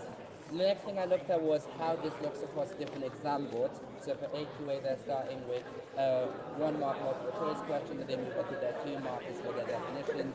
For OCR, it's a 3 marker, 2 and 3 markers. For EdExcel, it's a 3 marker. For EDUCAS, it's a 2 marker. So it's slightly weighted differently, but the key skill is the same. So essentially, where do they see this knowledge? Where do they see it again? Which, if you're doing any work on curriculum, you are obviously very concerned about and looking at, and all that work has been done for you. And essentially trying to see the keywords as the building blocks in order for our students to be successful. So following on from that, I then looked at what the different command words are and how questions are structured across the different exam boards. So you can see some exam boards use less command words, some use more. And one thing that I've also identified is that command words can change slightly between exam boards, but also they can look very different across different subjects. So what analyze and evaluate means to us in RE means something slightly different in history, and means a slightly different set of skills in English, which can be confusing for the students. So coming back to, this is what I want you to do, this is how you're going to do it, this is why you need to do it in this way, and getting students to understand. On an essay question, they've got flexibility over what they say and how they say it. But if it's a keyword question, learn these definitions in a certain way so that you can get the mark. Because you saying that a sacrament is a thing that Christians do is lovely, but the example wants you to say that it's outward sign of inward grace, or that it's a Christian ritual. Do you know that? And if you do know that, now give me an example or a teaching, then explain why or how that is important. And then there's some more research on metacognition, this idea of if you're using a gradual release model, you need to talk about the goal of the task. Do you know that as the teacher planning the content? Do your children know that? And then following on from that, do they know how they're going to get to the end? How are they going to get 3 out of 3? If they've got 2 out of 3, what are they missing? How do they improve? How do they refine it? And then being able to reflect on that. So one thing I've been doing with my students is now, whenever they do a question, marking them put on the board, they have to self-assess that. And if there's no progress pen, I'm not going to bother looking at that answer. So putting the responsibility back onto them. You have been told the content, you've done it with resources to help you. Now self-assess, because ultimately when you're revising at home and when you're revising for the exam, I'm not there to help you. So use me while I am there, but don't just rely on me. And sort of building that culture of error, creating that resilience within students. Next thing I'm going to talk about is those key terms. So you've got key terms week 1, which was for year 10, and what they did was they were looking at these 10 keywords. So they defined them, then you can see they've got extensions there like supporting it with evidence and explaining them. And I never give them the answers for these. I always call different students. And then if they've got a good answer, okay, how can we say it again but better? What teachers can we use to support that? Some of those keywords they'll see again week after week, and others will change. So if we look at week 18, omnipotent comes back again, but now they've got things like charismatic worship and formal worship. And again, they will talk about those keywords, then I'll say, what's our evidence to support it? Why is that important? So that we then link that 3 marker to the 6 marker and 15 marker, speaking from an OCR standpoint. Then you've got some keywords for year 11, where they still have that Christian belief, but they start to have keywords from their other papers, so that in terms of retrieval, we are looking at what you've done before, which is either from this term or even from year 10, so that they can see that they need to go back. Because one thing I've noticed as well is a lot of our GCSE students think that they've learned it, they're done, they don't need it again, and that's not the way GCSEs or A-levels work anymore, since it's all synoptic. So explaining that journey to students and making sure that they have lots of opportunity to practice and then talk about it in lesson and then write about it, since the evidence is saying, if you look at anything from verse 21, if a student knows how to talk about it, they're likely going to produce a better written answer. So some of this is looking at some of the work Joe's done, so looking at word, sentence, paragraphs, again students to, you know what the key word is, you can define it. Now can you write a 3 marker, tell me what it means, why it's important, can you support it with the teaching, then can you use it in a paragraph. If you can do an agree paragraph, you would disagree. So sometimes scaffolding the easier example so that you challenge them to do the harder one, and other times scaffolding the harder answer so that they know what a good one looks like on the stuff they're struggling with. You as the class teacher will be able to identify that. Then again, looking at some work that Joe had done, especially for your higher level skills, that analysis, that evaluation, looking at because, but so. So the Prophet is important because the Prophet is important, but so is following the 5 pillars of Islam. The Prophet is important, so Muslims want to behave this certain way, which then gets them to think about the impact and where that's the sort of next step for me once I know that they've done all that groundwork in terms of their keywords. Then what you've got is some examples of what I've done in the class. So you've got year 10 example where they talk about define the sacrament, explain the belief about it, and then evaluate it if sacraments are important or if something else is important. So again, there I'm going to say, if you're going to disagree, what could you say? So some of them will be like, believe following the teachings of Jesus. Others would say belief in heaven or hell, and then I get them to model an answer either verbally or in writing. Then in lessons where I've got the PowerPoint, I'm identifying those keywords and color coding so they know to link forward if it's a concept that's going to come up later, or link back. Then at the bottom right, you've got year 11 looking at heaven and hell, so defining it, comparing it to what they knew about heaven and hell for Christianity, then supporting it with a teaching. And so I did that with them, since teachings are a really weak area. Once you've got the keywords down, it's going to be all about which teachings do we need to know, why do we need to know it, how do we need to know it, and then I'm now pushing them to start to do the analysis, the evaluation, the explanation themselves, and repeating the process across each topic review so they get really used to seeing keywords. And then one of the main things I've done, you've got the slides on how do we bring structure and content together. For OCR, they've got lots of different command words, so it was essentially, we use the P structure. They need to know that if it says name, state, or list, they need to be making points. OCR says it's fine for a 3 marker if those are the command words for them to bullet point. Any other command words, they need to be thinking about how to write an essay paragraph. Once they're getting familiar with that, the next step is identifying which questions ones are teaching, which is true for AQA, EdExcel, OCR, not for EDUCAS. And then if it is an explain or a discuss question, how many paragraphs do you need to do, and which one needs you to do a conclusion, and what does a conclusion look like? So this idea that a strong conclusion has a judgment, you explain your judgment, then you give a counter argument, and you go back to your point. And the goal of that is now that once they know the keywords and they know the command words, turning everything into a sentence starter. There's a lot of students, especially with issues with literacy and reading, aren't doing that bit. So I'm providing the model to begin with, and then as they do more questions, getting them to go, have you annotated your question? Okay, now you've annotated it. How are you going to turn that question into a sentence starter? You've got the sentence starter.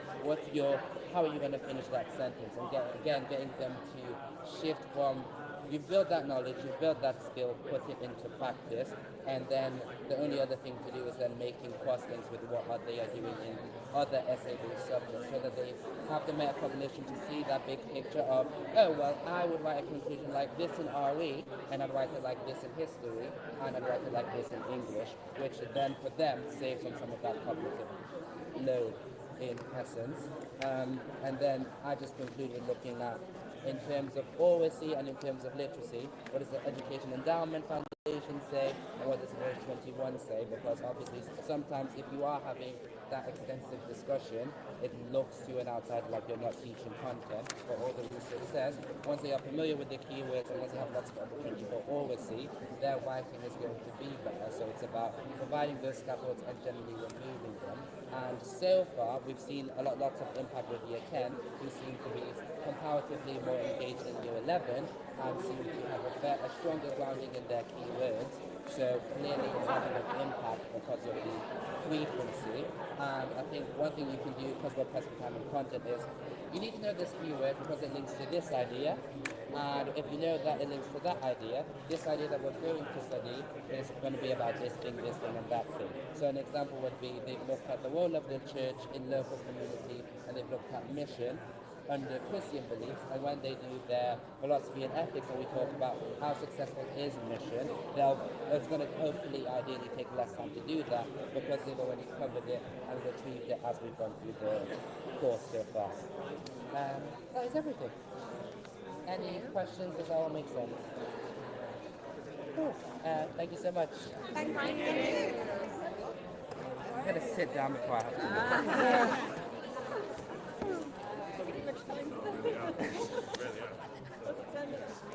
to. I've done it in 12.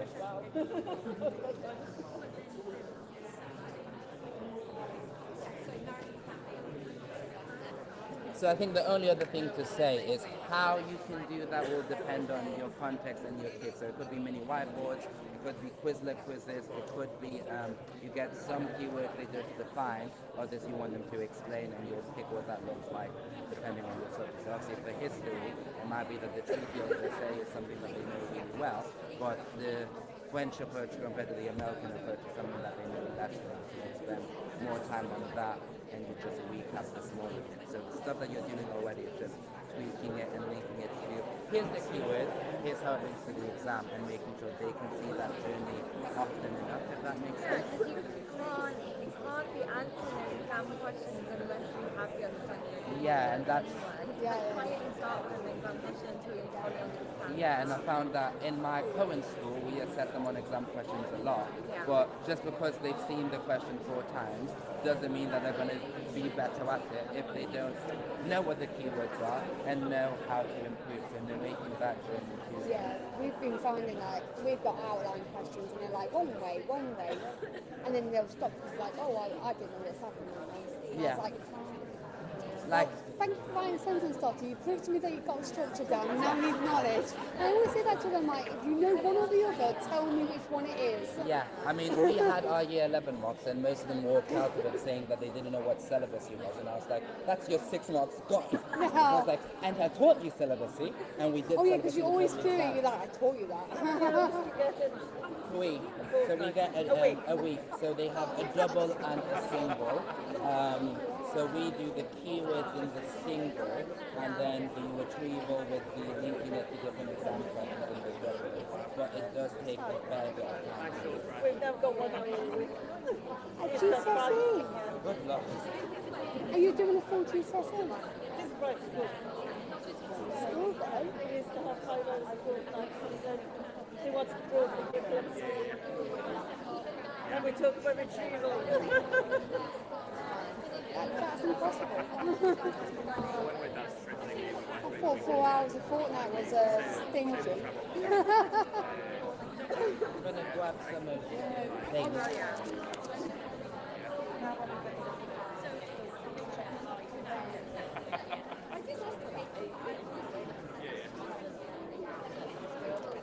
So much of what's good practice depends on the curriculum time, doesn't it? Like, how do you get it? How do you get it? How do you even cover the content things, you know? Adequately.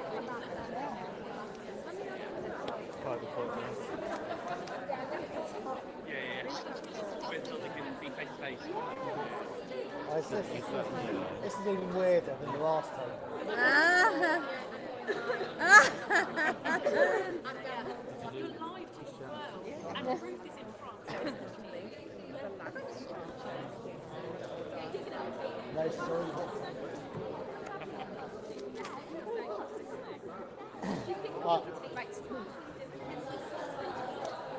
When we finish with this one, we're just going into G1, which is just on this ground floor, just down here, just next to it. So we need to be in there for 1:45. We should have time for a toilet break and all those kind of things before we go in. Just so you know.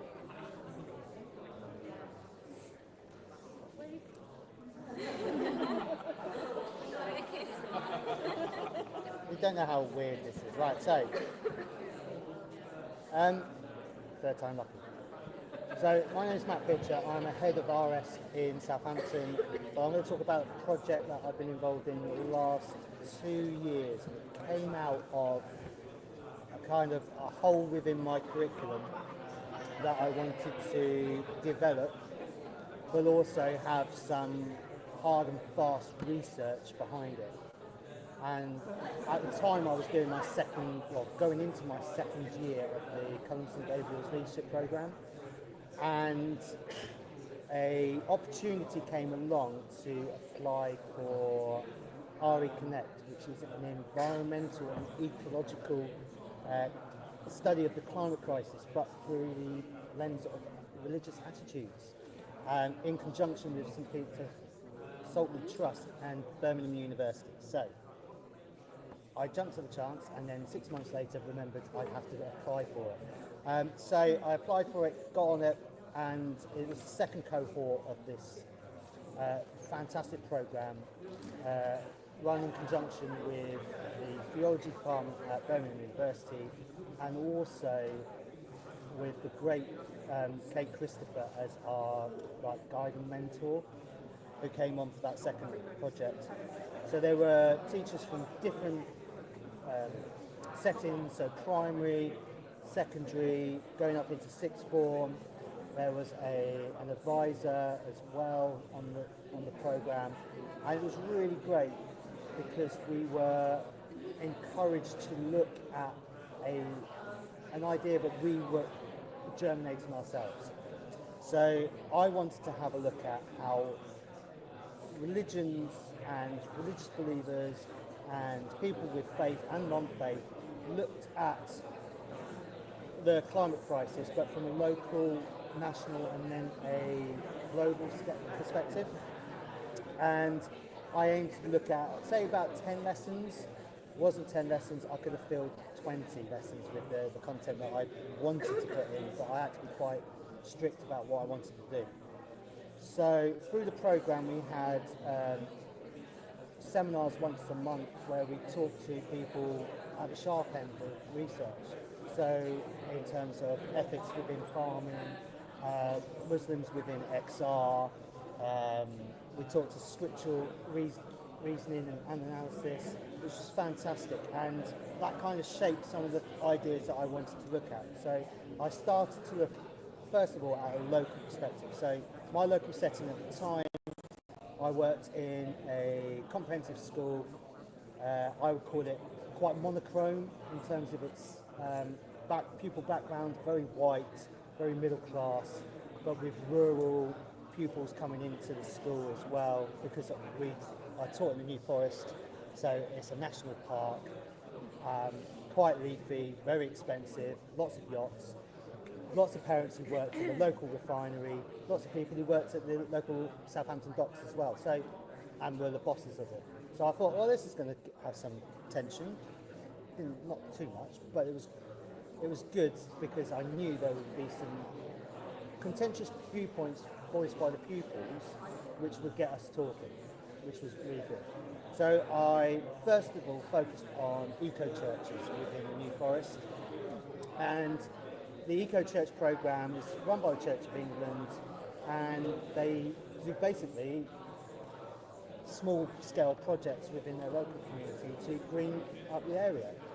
And so I went to two of our local churches, and they both had eco programs there, and we worked alongside them developing some resources, but also looking at how they fitted into the National Park framework and what they did. And I also discovered, purely by accident, that actually one of the local churches was working within school, with our school farm, and so we looked at that kind of aspect as well, which was great because it was able to see, pupils were able to see how this diverse group of religious believers were working within the local community and seeing real world action from some people who they thought were quite stuffy and went to church every Sunday. But it wasn't just that, they showed their Christian commitment through their actions.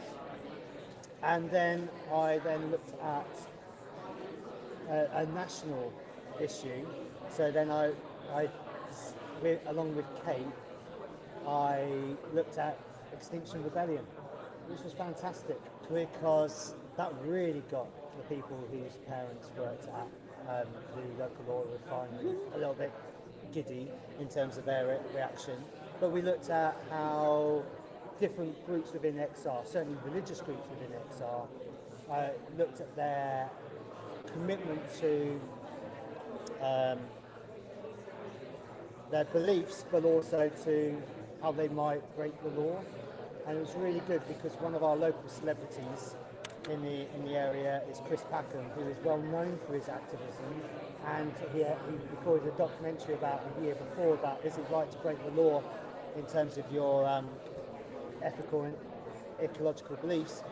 And that was great because I had to very carefully edit the piece of work that I used with them, and that got the discussion really going, because you have pupils from all different sides looking at their own positionality and their own ideas, and like kind of, yeah, actually that does fit with my, but I've been told by the media that XR is like wrong and damaging, or this is how they're portrayed in the mainstream media. It was really good to have that kind of explosion of understanding almost, and realisation that actually there are different strands to this, and that brings in the diversity model. And then on a global scale, we looked at the Buddhist Action Month, BAM, and Christian Aid.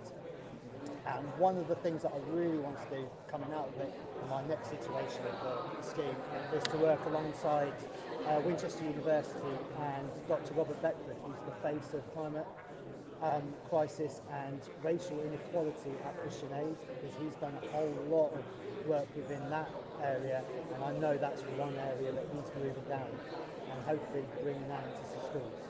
So all the resources that we produced and are still going to produce are on a rough and ready website already, which you can go and have a look at. So if you're primary or secondary, if you are looking after an area, there's lots of different resources that you can take and chop and change and adapt to your own setting. But also, hopefully, in the next few months, the next cohort will be recruited. So I seriously think that if you're here and you're listening, to encourage people or even do it yourself, because it's a fantastic project to be part of. And as I said, this was part of my leadership program, which I've been kindly given all these flyers and stickers and things to hand out to people if anybody wants to take them. But I seriously think it was a great project. It opened my eyes to a lot, certainly. And I'll take any questions. How did you find out about religious groups within Extinction Rebellion? Is there an easy way of doing that? Have someone who knows people within it. Oh, okay. So Kate has links to people who are within who move in those spheres. Right, okay. And so she was invaluable in helping us kind of link together. Right. And she was like a font of all knowledge, really, in that respect. I imagine if I just contacted Extinction Rebellion, there'll be one in Norwich. They would help me. They probably would, Yeah. and they'll probably know someone there, but they'll type it in, and I'll almost type in whatever religious groups you want within, because there will be leads going that avenues as well. Do any links with St George and Francis? No. But that's the thing, because there's so much out there. Like I said, I could spend a whole year teaching about this part. In fact, I could teach it in year 7, 8, 9, a unit in each. What I've adapted is I've gone to look at animal rights in year 8, and then moving into the climate crisis into year 9, because it's setting the scene in year 8, and then moving on to kind of a hook into year 10 almost, and recruitment for GCSE. But that's the kind of nuts and bolts, nitty-gritty part of it.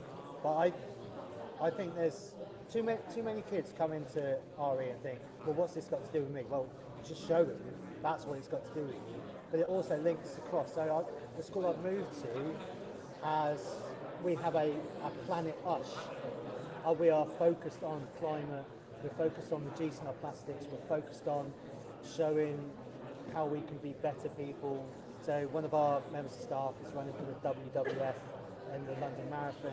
Another one of our members of staff runs an eco club. We're doing a plastic action group. We're cutting down and reducing the amount of pens that we might use across the school. We're making greenhouses out of 2-litre Coke bottles.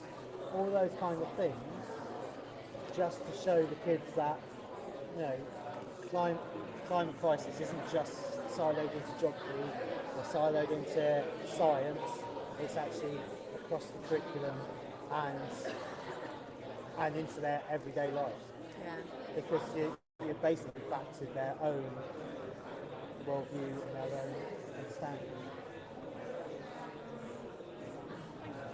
Thank you. Chinese is fun. But if anybody wants to ask any other questions about it, please feel free. And These are, So that's- they're ready, or they something else is happening? most of the resources are ready. It's Yeah. just the website is in a kind of partial Right, okay. creation. So it's just be the same link. Yeah, and so it's a lot of it. All the other people. Yeah, it's all of us. So it's a primary setting. So, and I know that Rachel's written in the last RE today about this. We're hopefully going to be presenting at Ariat. I was going to say, are you all going to be, because that's the theme of Ariat. Yes. Get the time off work. Oh, It's getting the time off work, boss. But all of that, yeah, it's that kind of stuff. And because Kate's involved in Allray and I'm involved in Ariat, and then that's the perfect thing. And yeah, movements are afoot. Good. It's just who writes the paper.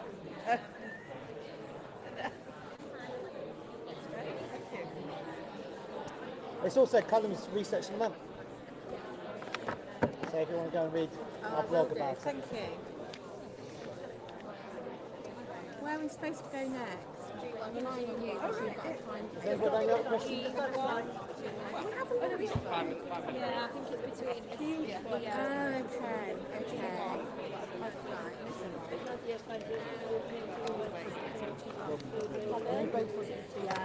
Yeah, well, I reckon I've got enough from We this. had the size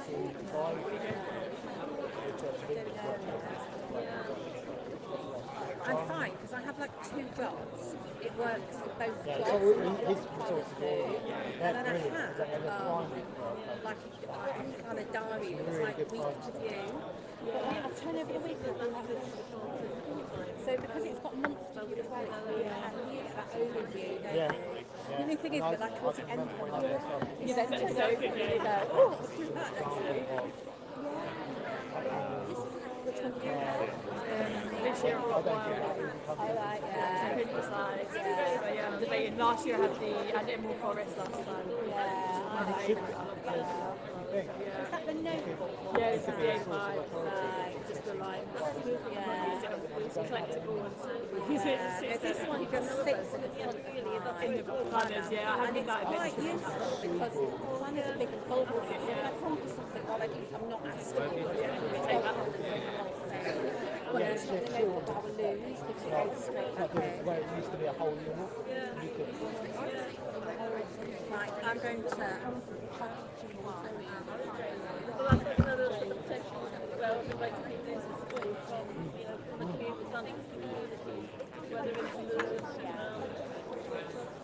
No, the only Franciscan, we've got 2 old Franciscan monasties in the city, but they're both ruined, unfortunately.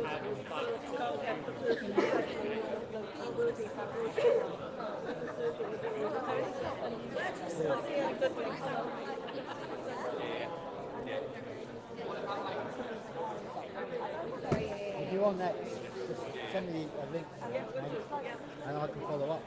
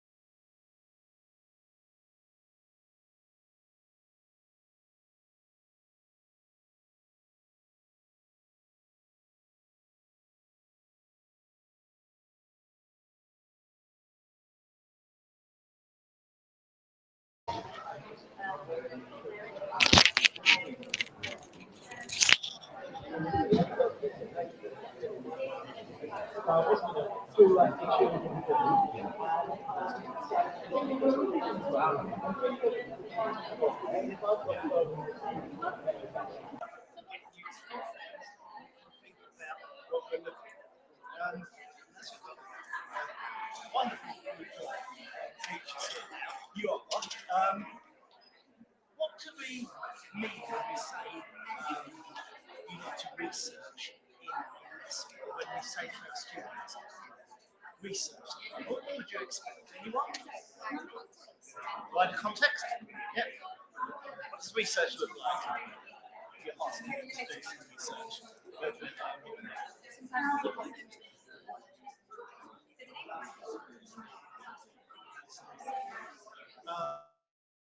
There's so many different ways. Completely.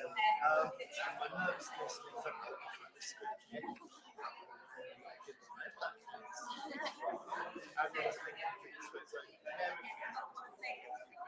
So I'd like to talk about key skills, I think, the way our students, especially so far, it is research. So whether we're in English or in other subjects, empowering students to conduct meaningful research allows them to keep understanding, craft better arguments, the way Stuart talked about our pieces today, if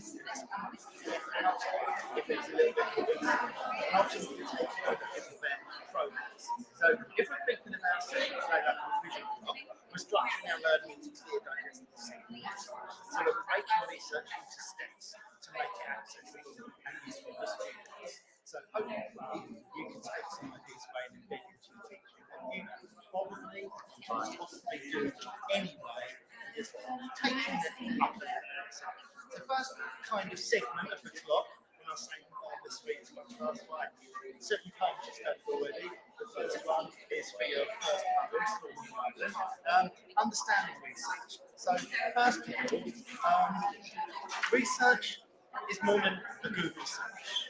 How many times might you say to an A-level class even?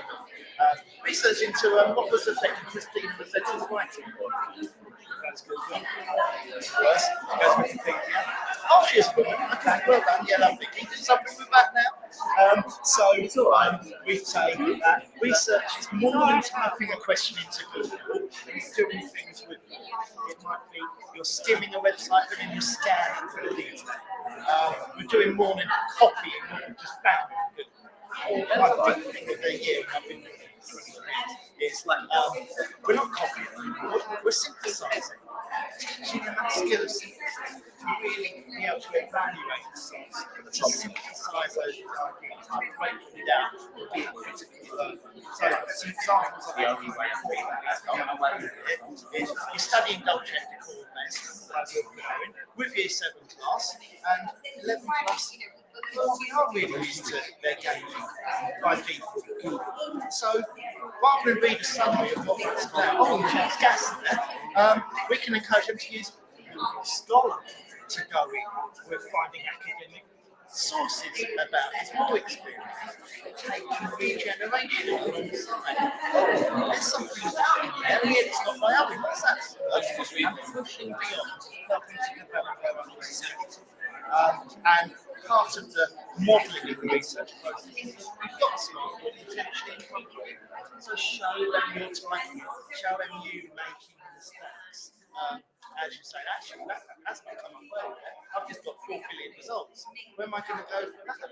And actually fine-tune the process, type of research questions, show them the Boolean search. I'd like Owen and Sassoon, not Hum, as an example, to push them in and use those keywords in their text. And better if you've got a laptop tool, you've got 1 hour and 10 seconds actually doing that with them as that process becomes much richer and much more focused.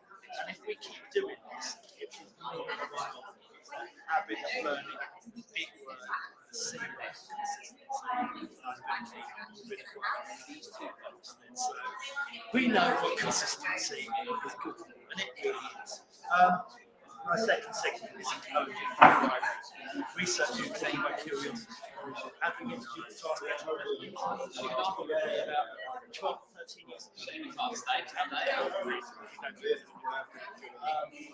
I give an A5 sheet of Socratic stems. Can you learn? What are you thinking? Socratic stems were stuck inside the inside of an exercise. So not only are they listening to teachers asking them, but are they asking a different step every time to kind of push and promote the dialogue in classrooms? That's really happening all of the time. So we might say in year 11, what's taking the best role in the play? Right, fine, okay. You might get a year 11 that says she's a woman. You do a bit more than that. She's a candidate, she's a driving force, etc. But instead, what could we use in terms of our research? How does language power evolve? What might feminist critics do to interpret that differently from a psychoanalytic critic? And bring in lenses of very wide range at the time I've got today. But what we're trying to do is we're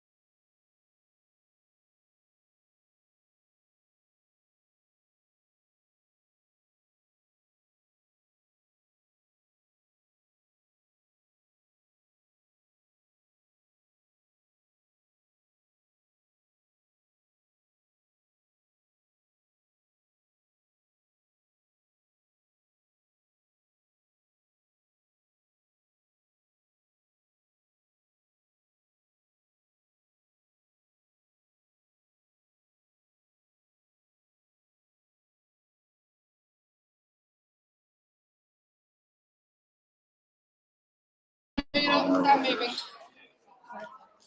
Come back.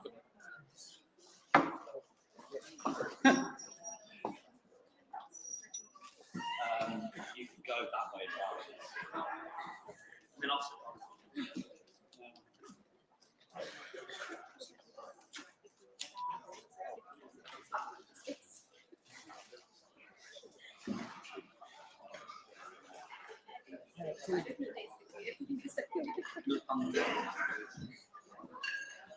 Welcome back, everyone.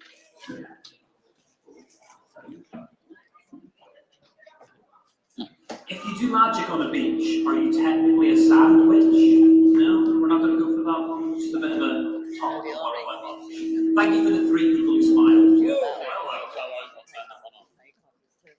Sorry, it's my bad. Oh, you get a picture taken. Hello. Hi, guys. Let me take a selfie. So, welcome back to Saturday. Again, I just want to start off by doing a massive thank you, obviously, to our 2 main stage sponsors, Oxford University Press and Carousel Learning. So, you get my speech ready. This is again another point where you can watch here.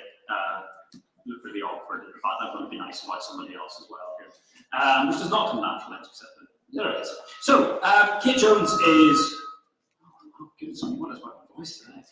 Kate Jones is one of the most prominent authors and CPD providers in education, having written a wide range of books and a wide range of topics that have had a massive impact on the classroom practice of teachers all across the nation and indeed globally as well.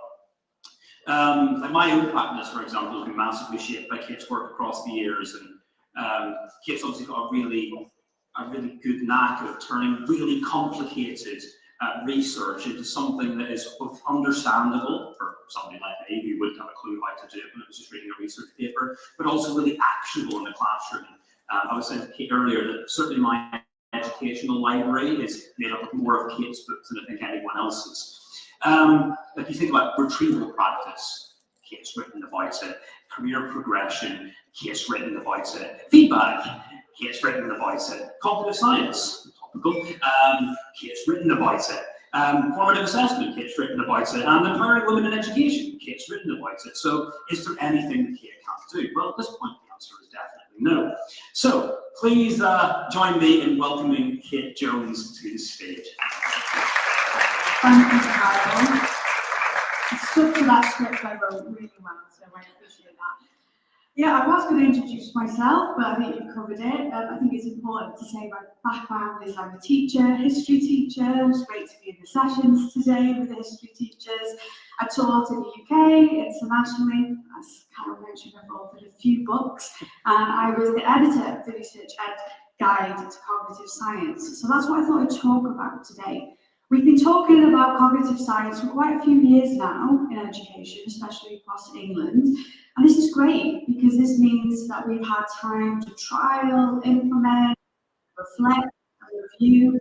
So there are 6 key areas of cognitive science that I'm going to try and cover in the 25 minutes I've got. I will not go over time, actually, I promise Tom. Some of these things you might already be doing, and there might be some tips, some of them would be new to you. But I am a teacher, so I'm going to ask you to turn and talk to the person next to you or near you, and very quickly, a teacher 30 seconds, how would you describe your memory? So over to you.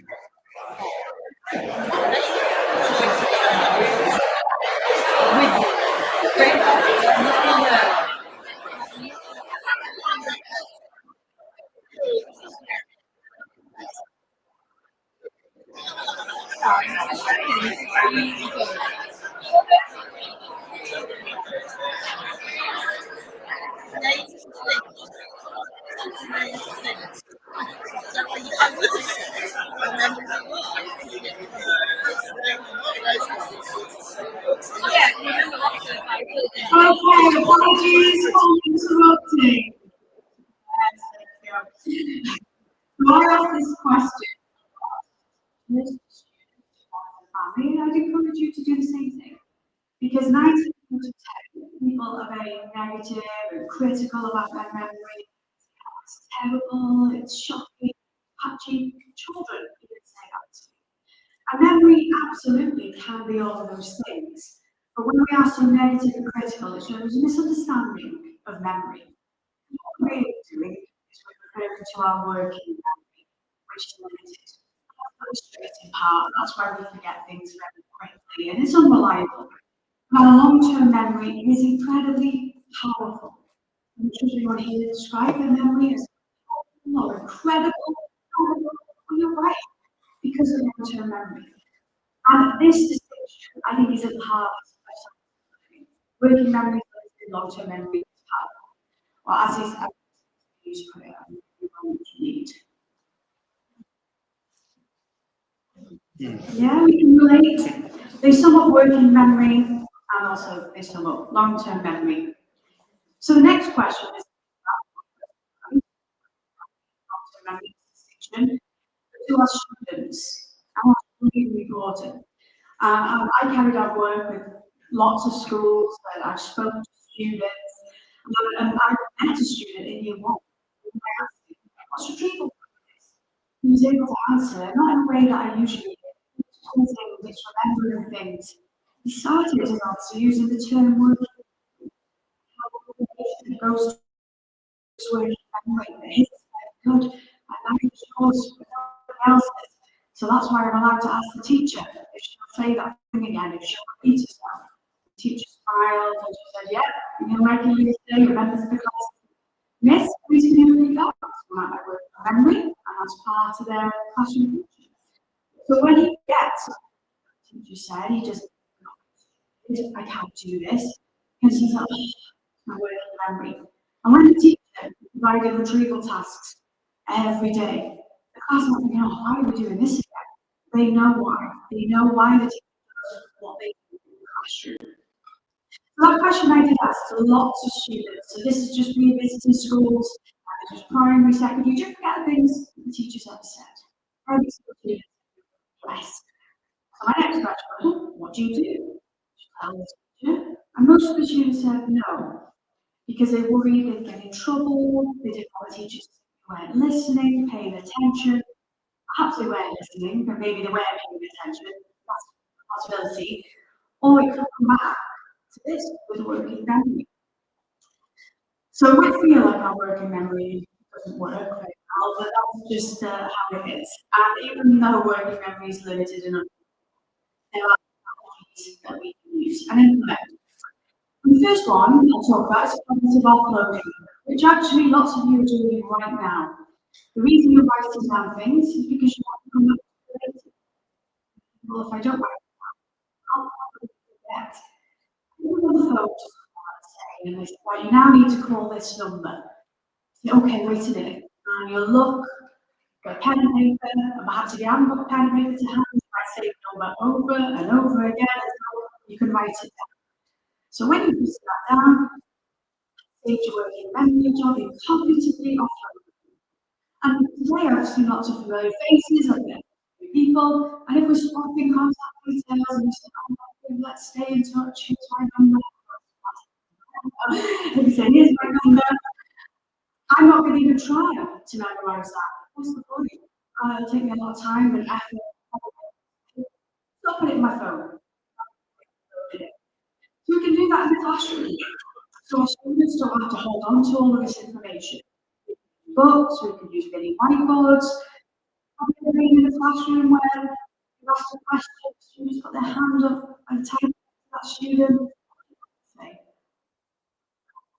a really good answer is, I can't remember it. That's time to talk about working memory. But perhaps they wrote down their initial response on a mini whiteboard, then they can go back to it. So even in the think, pair, stare, and share stage, that they think of an answer, and by the time they listen to their partner, oh, I forgot what the answer. Oh, it's okay, I have a record of it. I wrote it down really white. Anything that you need your students to know, remember, we can keep it visible on the board, we remind them, or they can write it down. And then that's their working memory, an additional job. Okay. And linked to that, is chunking. So you've probably heard about this, about chunking information, breaking it down. I have lots of teacher skills because I was listening to my class. Right, everybody, pay attention. I'm only going to say this once. Just listen carefully, and then 5 minutes later, sorry, miss, what was that you said? But the memory. So instead of giving instructions, right, everyone, you need to do this, then once you've done that, do this, then that, and then finally make sure you do this. Or we can either break that down step by step, or have our instructions. The corner notes, that's great for students, especially students, when they're making notes, because they are then breaking it down. Notes, the summary, the key words that they need to remember, and they're constantly uploading that. And this is an example of a type of worksheet. It doesn't look that exciting, the contents, teaching you about the life in the trenches. And I took this lesson the same way for years. I talk through my PowerPoint presentation, pages, these, and then the second half of the lesson, you fill in this worksheet. And they did always complete the sheet, but sometimes I'd be a little bit disappointed that the answer lacked depth for the detail. And actually, now I reflect on that, a lot of information to hold on to, and then upload 20-25 minutes later. And I was happy with my PowerPoint presentation or worksheet, so I just combined chunking cognitive uploading. I spoke about the conditions for 5 minutes, and I said, now can you summarize that in your own words? And then everybody pens down, goes back to me without going to the transfer. Can you now summarize that and explain that in your own words? So really, I think when science is taking the principles, making little changes to our practice that can have a big positive impact. And that's certainly that small change in terms of chunking the timing, I saw visible improvement in the quality of their responses. I was tricky one to say, the encoding specificity principle. This is cognitive psychology, and this principle suggests that if teachers use the same coding stage when you teach new information, and you use that same cue later in a retrieval stage, students are more likely to be successful. This is more relevant for primary and key stage 3 because I'll talk about retrieval practice a little bit next. But I'll give you an example from the classroom. Okay, so here's the events of 1066. Today we're looking at the events of the Battle of Stamford Bridge. We're new to the class. So we might discuss the picture of what's happened, what we see, and compare. The rest of the lesson we find out. And that's the encoding lesson where I'm checking for understanding. Now I need to ask my class what they recall about this battle. So I've created this task.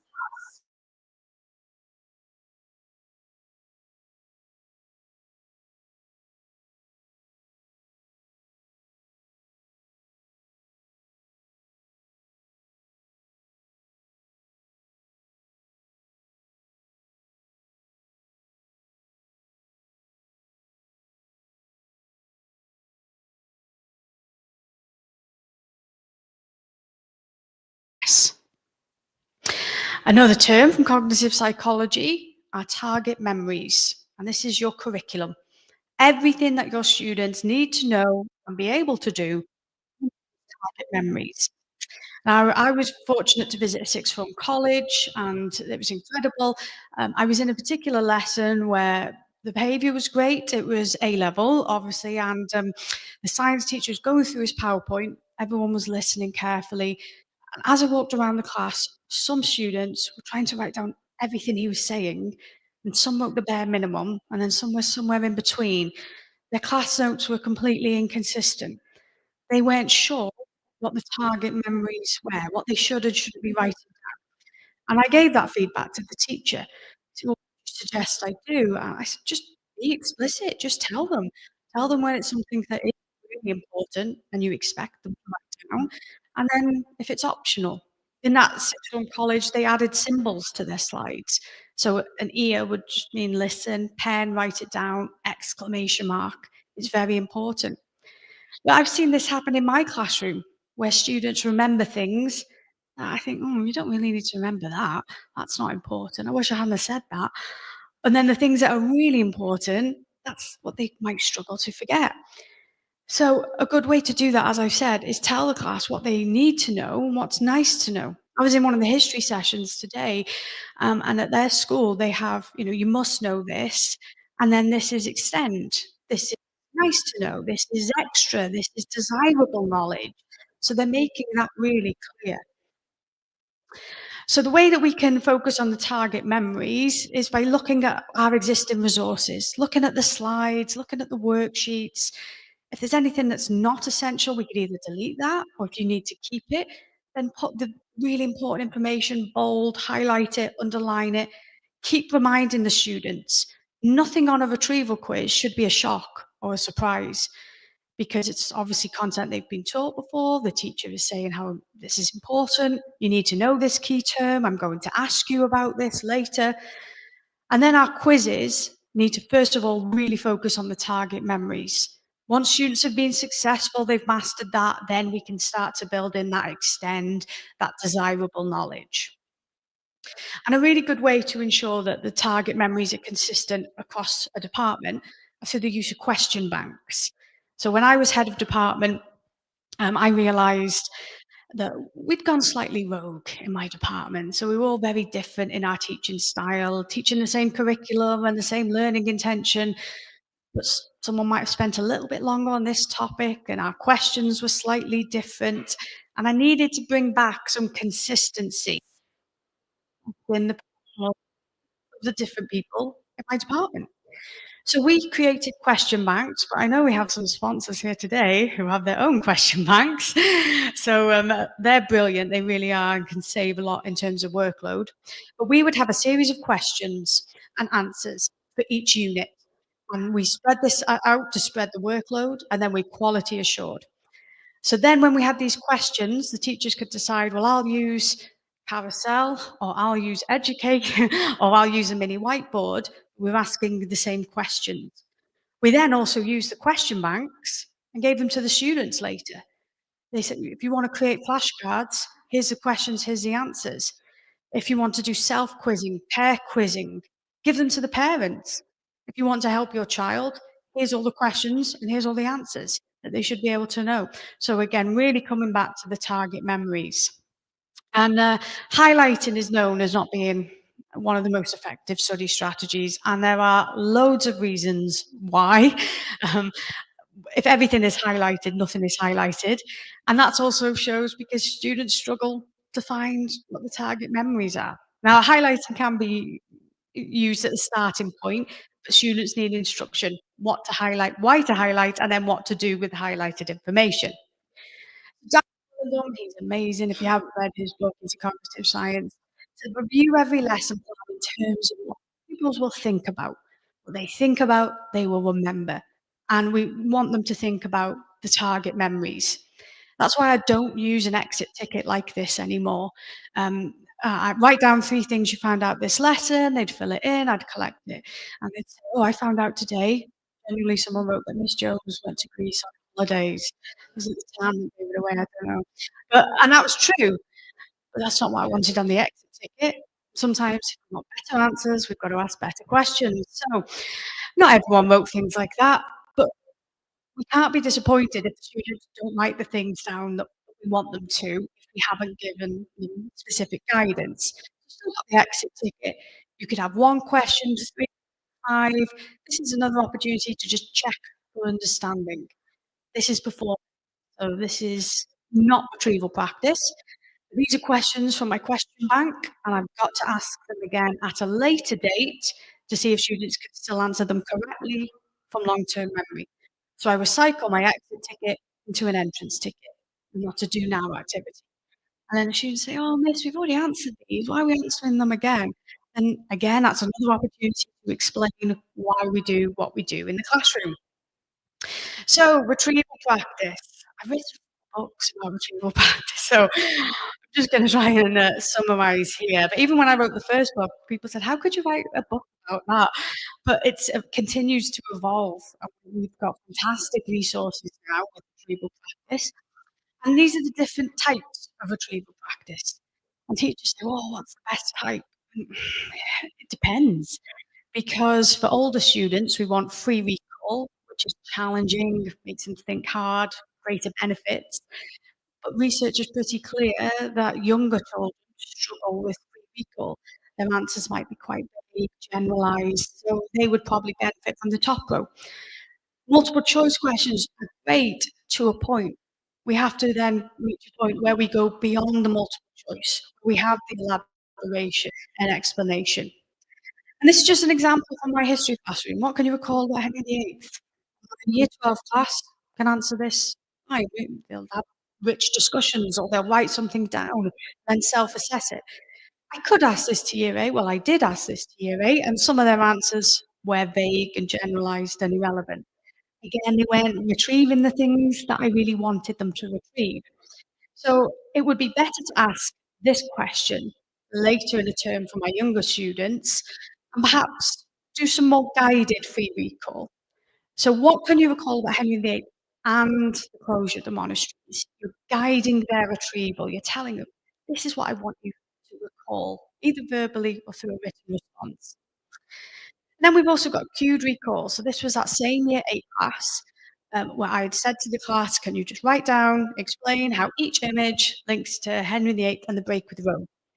And that's all it was, a prompt, a picture prompt, to trigger their memory, to make sure they're writing about the money made from the monasteries and the desire for divorce and male heir. Now, I didn't know when I originally created this about the encoding specificity principle. So how I would teach that now is I would use these symbols in the encoding stage and then also in the retrieval. Short answer questions usually be our next step up from the multiple choice. We've got mini whiteboards, write them down, verbal, quizzing. Oh, what a coincidence. As a learner educator here. But they are brilliant. They really are, in terms of what I really love, especially about Carousel, is something that they're really promoting. And we've also got a book by Rose here about homework. It's retrieval practice outside of the classroom. Retrieval practice that's just limited to 5 minutes at the start of a lesson, of course, that's better than nothing. But when the research is so clear, the retrieval practice is this really effective teacher learning strategy combined with space practice, then we've really got to make the most of it, more than just 5 minutes in a lesson, and really give it the time that it deserves. Okay, so I'm going to finish with verbal feedback. This isn't often linked in with cognitive science, but you could have a really good conversation, either one-on-one or pairs, group, or class, and you've given this feedback, and we know there's lots of benefits to verbal feedback. You can explain things you can't do through written feedback, your tone, your gestures, your non-verbal. The students can ask questions. It's difficult to give one-on-one, especially if you've got a large class size. So imagine you are trying to give one-to-one feedback. The students smiling, they're nodding, thank you, miss, I know now what I need to do. You move on, you come back to that student, wait a minute, why are they still making that mistake? Oh, I forgot. And that's again because of working memory. So they understood your feedback, they grasped it, but then as they carried on working, they quickly forgot about it. So one of the things that we can do is get the students to write it down. And this is really good to check their understanding of the feedback. They can write it in the margin, they can write it on a post-it note. They have a record of it, they've put the feedback into their own words. But what would be even better than making a note of it is for the student to act on that feedback immediately. And Dylan William calls this the detective strategy. So I'll just give you a word of warning. Some of my students, they don't always like this. And the reason for that is because they have to find and fix the errors. So if you're in a maths lesson, you're walking around the class, students answered 5 questions, detective strategy, take 2 are incorrect, find and fix them. They'd rather you just say, that's wrong, here's the answer. This makes them really engage, double check, and get into good learning habits. It could be if they're doing a written piece of work, you might say, there's 2 errors in that paragraph. Or perhaps you might adapt because you know your students, so you might be more specific. and say there's 2 errors in that paragraph and they are spelling errors, or one's a factual, or one's a key date. But it is important that they act on this right now, because if they say, yeah, I'll just finish the rest of the essay, I'll do the 20 questions and come back to it, they'll probably forget. Dylan William encourages teachers to stay there so that students act on it immediately, and you can. But I've had a few examples where students are like, Miss, are you going to stay there the whole time? And it's a little bit awkward. So I say, right, I'm going to come back, but there's the expectation that you act on this right now. Okay, I'm going to finish. I'm almost there. The dot marking also supports working memory. As the teacher's walking around the class, it's find and fix, just a dot in the margin. The dot, similar, there's something on that line you need to find and fix. And the dot will mean they won't forget which line it is, and it's just giving them a little bit of guidance, but they still have to find it and fix it. If you've got some students who still think, oh, I can't find that error, then that's where we could do the helpful highlighting or the useful underlining, where the teacher finds an error, mistake, they've highlighted it, they've underlined it, but then the student has to then correct it. Okay, so I authored a free ebook about retrieval practice, myths, mutations, and mistakes, how to avoid them. You can download that, and my colleagues at Evidence-Based Education wrote about understanding memory and learning. That's free in the Evidence-Based Education Resource Library. So please do check that out. And oh, also I've got some books over there, and we're giving away some of my books in the raffle. And yet, do stay in touch with me. Social media, my email, LinkedIn, there's too many platforms now, but I'm trying to be across them all. So thank you very much, and I hope that was helpful.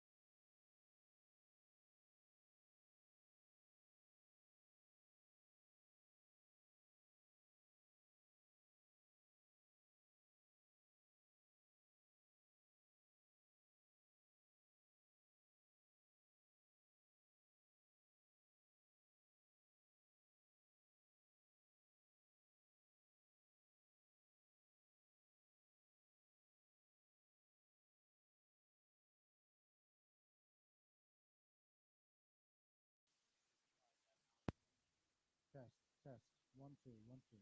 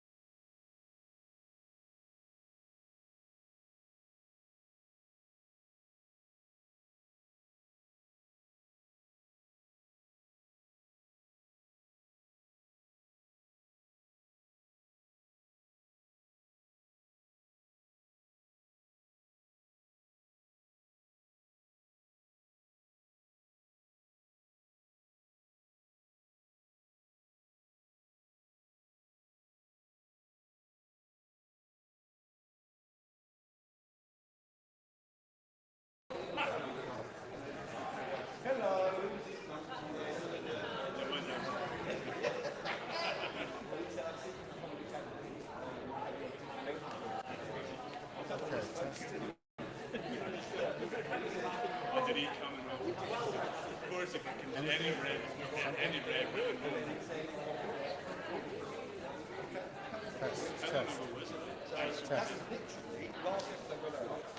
You'll have to test it. Is that coming through your headphones? Yeah, it should do. It's nothing. Is it your headphones aren't working? They run out of battery?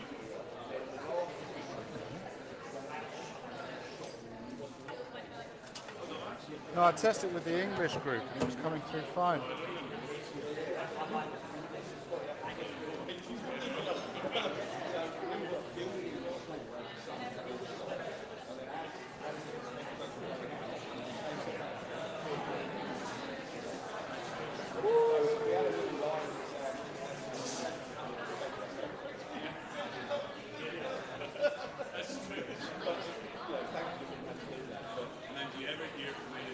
Hey, I can hear stuff. Yeah, I can hear. I can't hear. Yeah.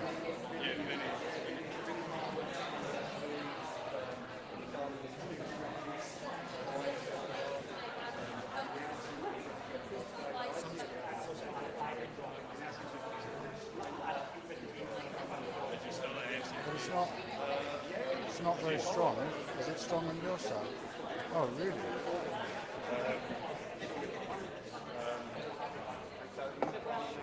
Oh. Okay, hello. 1, 2, 3. Test. I think I remember when we watched No, it's coming through okay. It's still very faint. Again, it's because people are talking.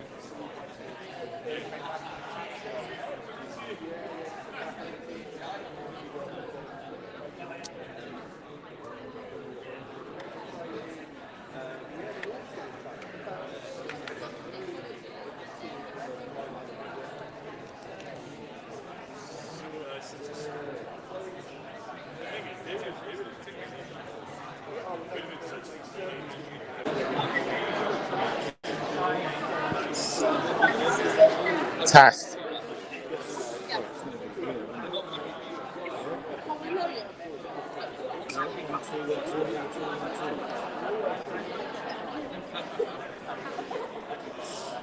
Test. Is it plugged in?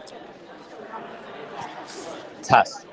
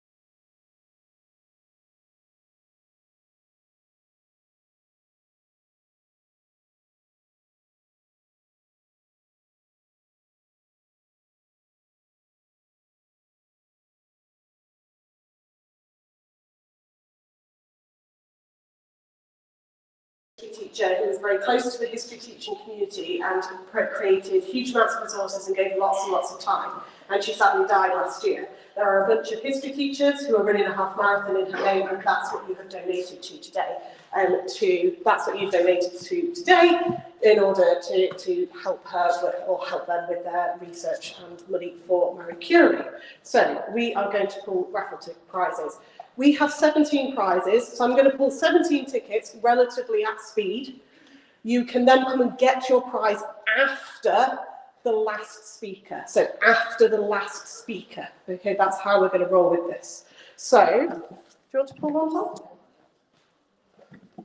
We have got green, number 49.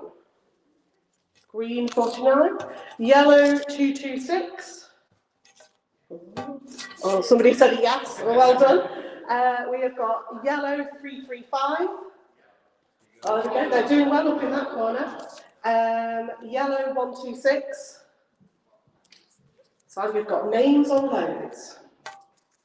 Yellow 242. Yeah, again. How many did you buy? Yellow 451. Yellow 316. Was that a yes somewhere? Yellow 55, an early bird. No. Yellow 408. I've lost count, by the way. No. Yellow 119. There we go. Woohoo! Somebody in the room. Yeah. This one says Kathy History on the back. So yellow 466. There we go. Well done. 111. Yellow 323. 12. Somebody else can. Yellow 330.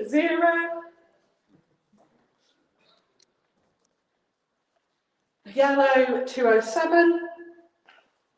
We are going to have to post a lot. Three to go. Three to go. That's right. That one's the same one as the last person.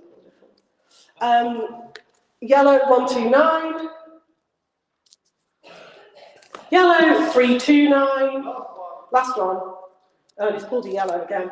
468. 468. That may well be in my pocket. Oh, there's another one. There you go. So that is all of them. Also, for our frame competition, we have chosen probably the craziest one that we had today. We have got Helen at the back.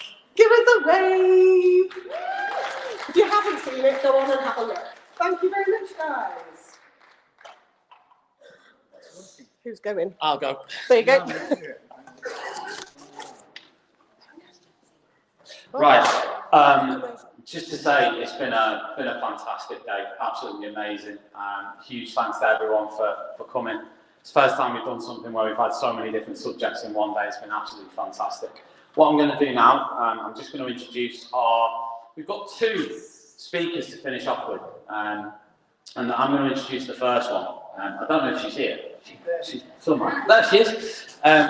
So, obviously, you know, within education, you meet a lot of people who inspire you or make you think or sort of teach you something, okay? Loads of different people over the years have done that for me. Many of them are here now. Lots of the people within Teachers Talk Radio do that for me on the regular, and of course in my school, and in the different schools I've worked with up to this point as well.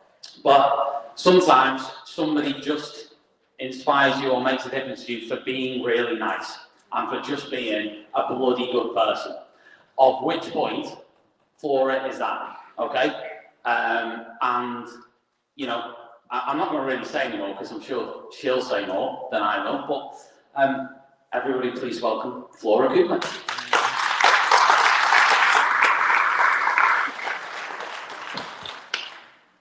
All right.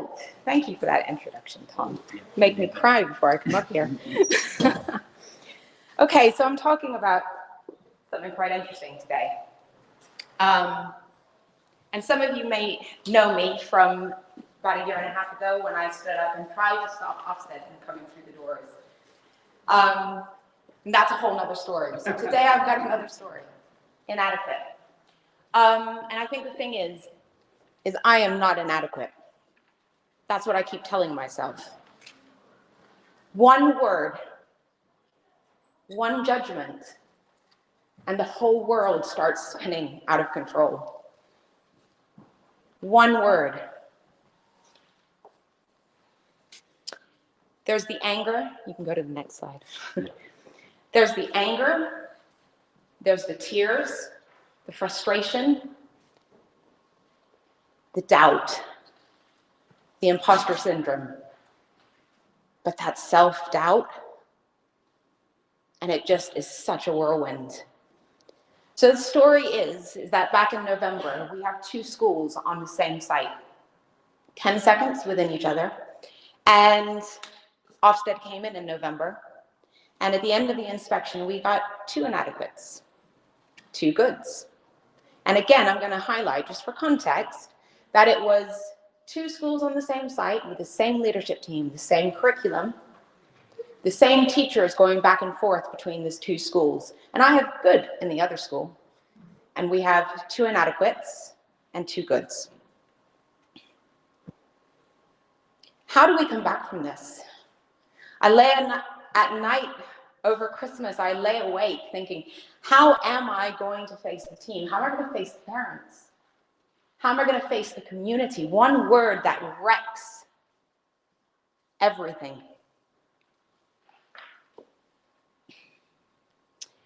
And then just before Christmas, we got the Ofsted reports, and I was made to stand up in front of the parents at a parent forum where they were yelling, quite rightly, I understand, telling me to fall on my sword, telling me I needed to resign.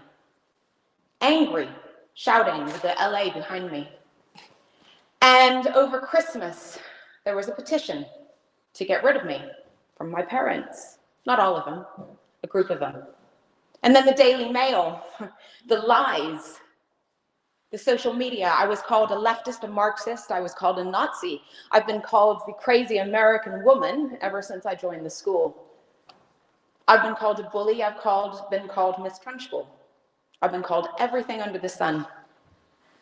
And this was all over Christmas. And I think for me, the biggest thing is we've not learned anything. We've not learned anything. And the media has not learned anything. And this is still happening. This is what Ruth was terrified of facing. And I lie awake at night thinking I'm a failure. I've failed. And how do you come back from that? Hand up if anyone in here has had a setback, has had a failure. Every one of you has, of course we have. And every single one of you is sitting here in the room. Every one of you are here today. And for me, I had to reflect and I think, you know, I've been through a 20-year horrendously abusive marriage where I am lucky to be standing here. I am lucky to be alive. I've got so much to live for. I'm blessed. I'm safe.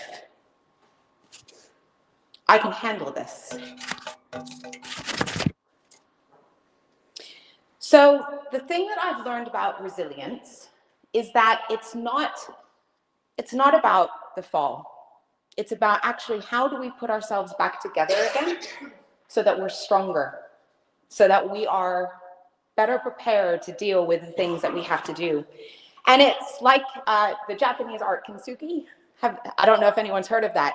It's where they put the broken pottery together and sometimes they use gold glue and they put it together. And I quite like that idea of being put together by that golden glue because you are more beautiful. You've got your scars, you've got your cracks, you've got everything that you have gone through. We've all got our traumas. We've all got our setbacks. We've all had our failures.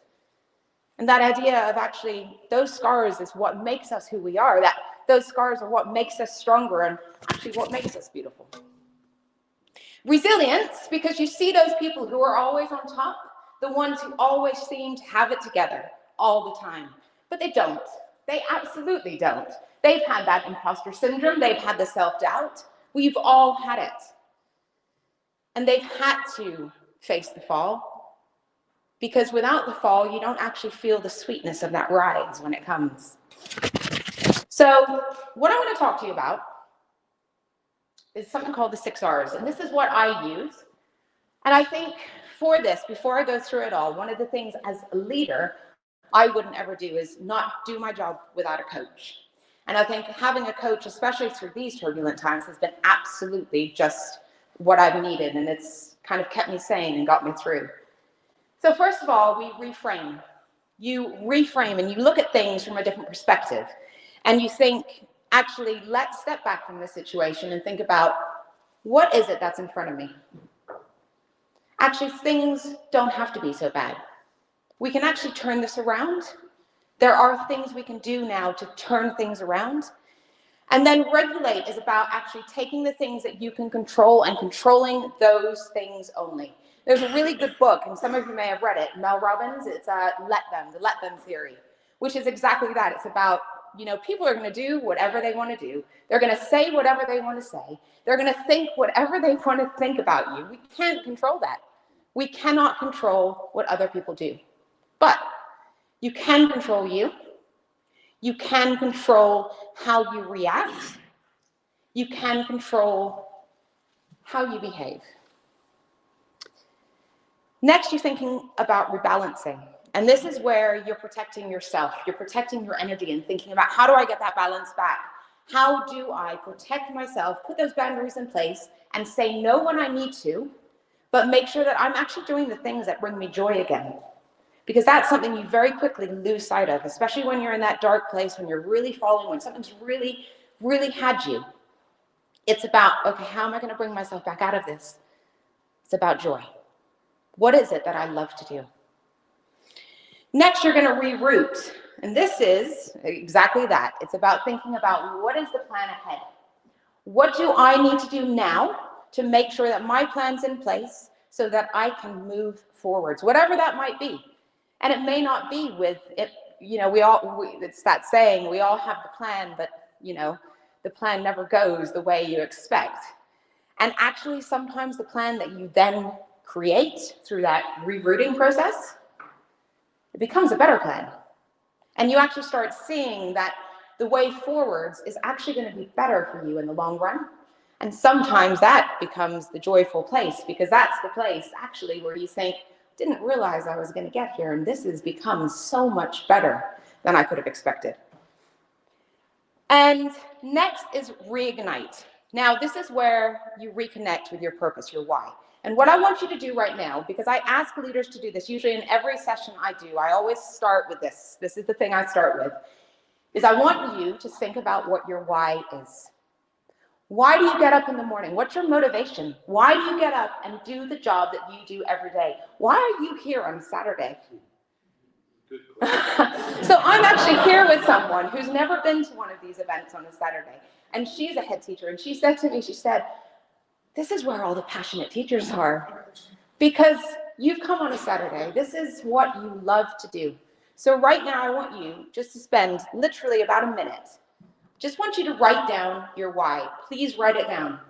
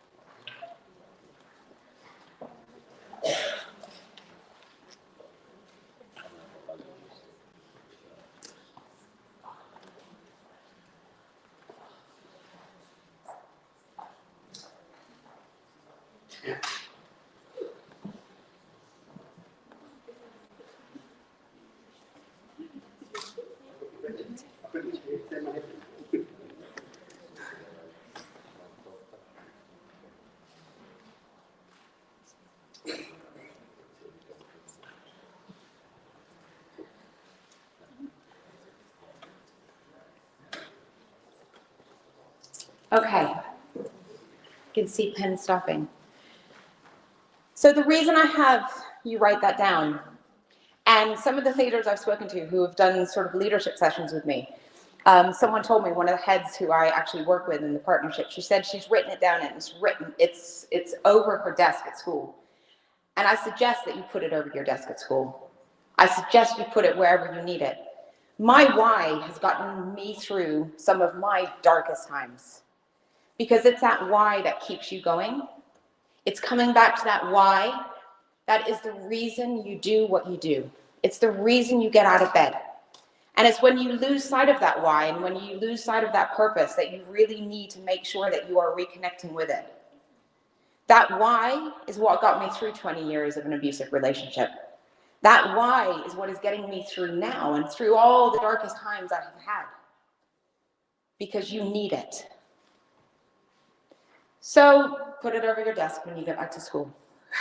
And then finally, it's about rising. Because once you've been through all of that, you will be in a better place. You will be better ready to serve the community or do whatever it is that you need to do. And actually at this point, rising is where all of your broken pieces have been put back together.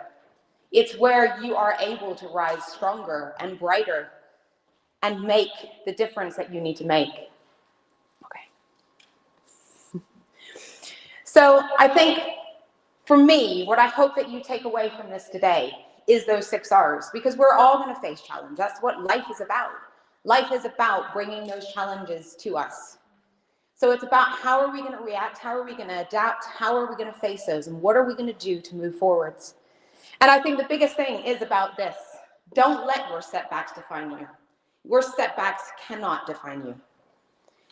You need to use them to make yourself even stronger.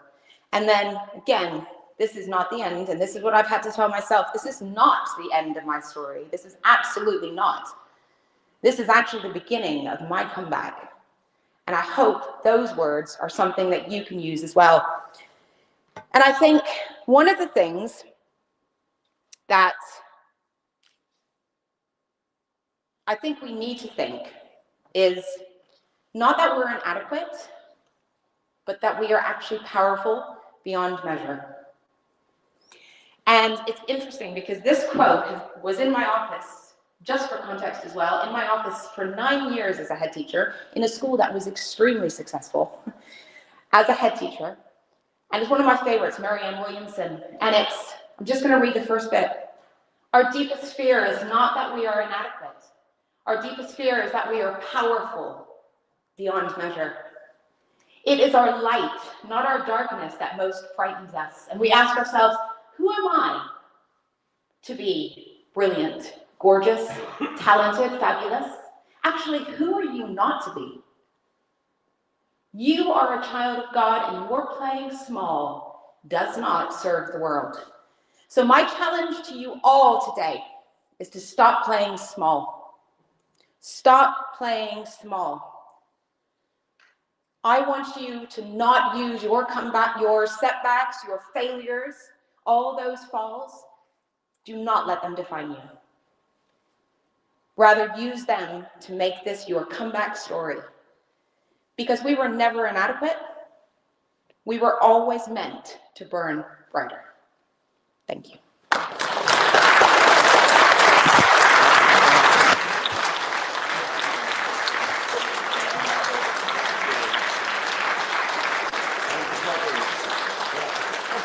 You play a little bit for me, that'll be helpful. Well, that was really, really inspirational. Thank you so much. I'm sure that hit some with many, many people around. And let's face it, when you're dealing with human beings, when you're dealing with people, there is always going to be setbacks. And I think having something to power you through those setbacks is potentially the most powerful thing in the world. So thank you for sharing your story with that. And I think it's going to inspire a lot of us in all times that come ahead, with good and bad. So, I'm just delaying so we can get Thanks. Not here. We're ready to roll. That was too quick. I'm there. I'm there. Go. So, you'll be glad to hear the last one from me today. I've got no more puns for you at your point. So, yeah, sure. Okay. Unless you come out later, in which case there is some more. Sorry. So, Vic is an executive principal and honorary doctor of education. He has told me to actually be a doctor twice, so he is UFO's doctor there. Who? never mind. Vic burst to popularity as the principal of Passmore's Academy, which was a school in the BAFTA-nominated show Educating Essex. We won the BAFTA. Didn't say that on the thing. Oh, there we go. BAFTA-nominated and won. And he won obviously the admiration of educators and non-educators alike across the nation. PE teacher by trade. Vic has gone on to be a founding member of the Head Teachers Round Table and write the popular book, The Best Job in the World. For his sins, Vic is also a Crystal Palace fan, which is roughly 2 positions there at last count for Manchester United. Inclusion is obviously at the heart of great schools, and I cannot myself wait to hear what Vic has to say to this. So please welcome Vic Bottom.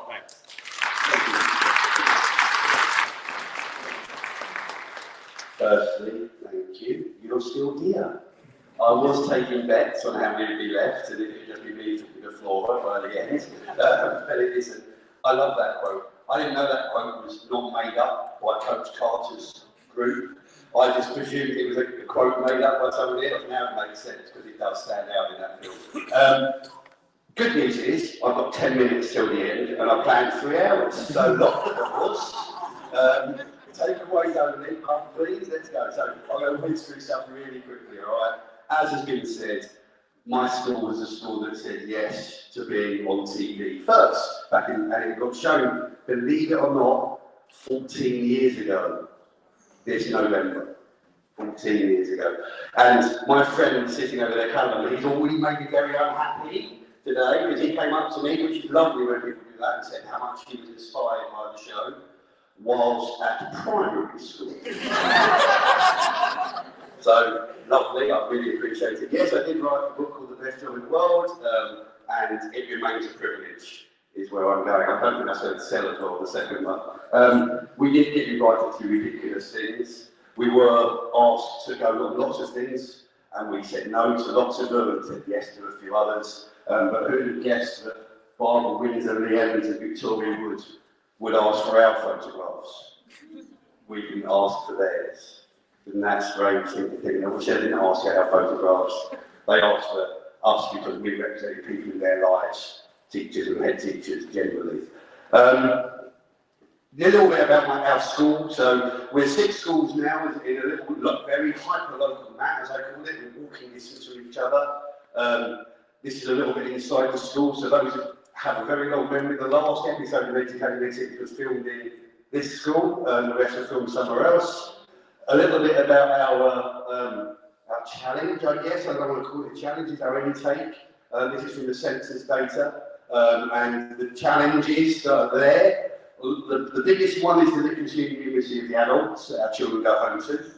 Because some young people go home to homes with internet access, space to work and families to support, and others go home with none of those things. But we expect the same work, don't we? I'm not certain that's reasonable, and probably if I was really brave, I'd just get rid of homework. But another head in Essex did that, and they lost their job, so I'm not that brave. If you apply for a job at Passmore, congratulations. If you teach any of the following EBAC subjects, or Year 6, early years, or any of those things, don't bother, get well done, you've got the job, because it's quite hard to improve any of those things, so congratulations. If you do apply, you would receive this in your pack, and it's a little bit about us, so we haven't got words about our school, we've got some pictures. So air traffic controller school, we deem to never fail, just like that. There's more than one way to get to the same destination. It's about teamwork. You're not going to succeed unless you persevere, because sometimes you just got to pick yourself up and carry on. That's my favourite. And exclusions don't work.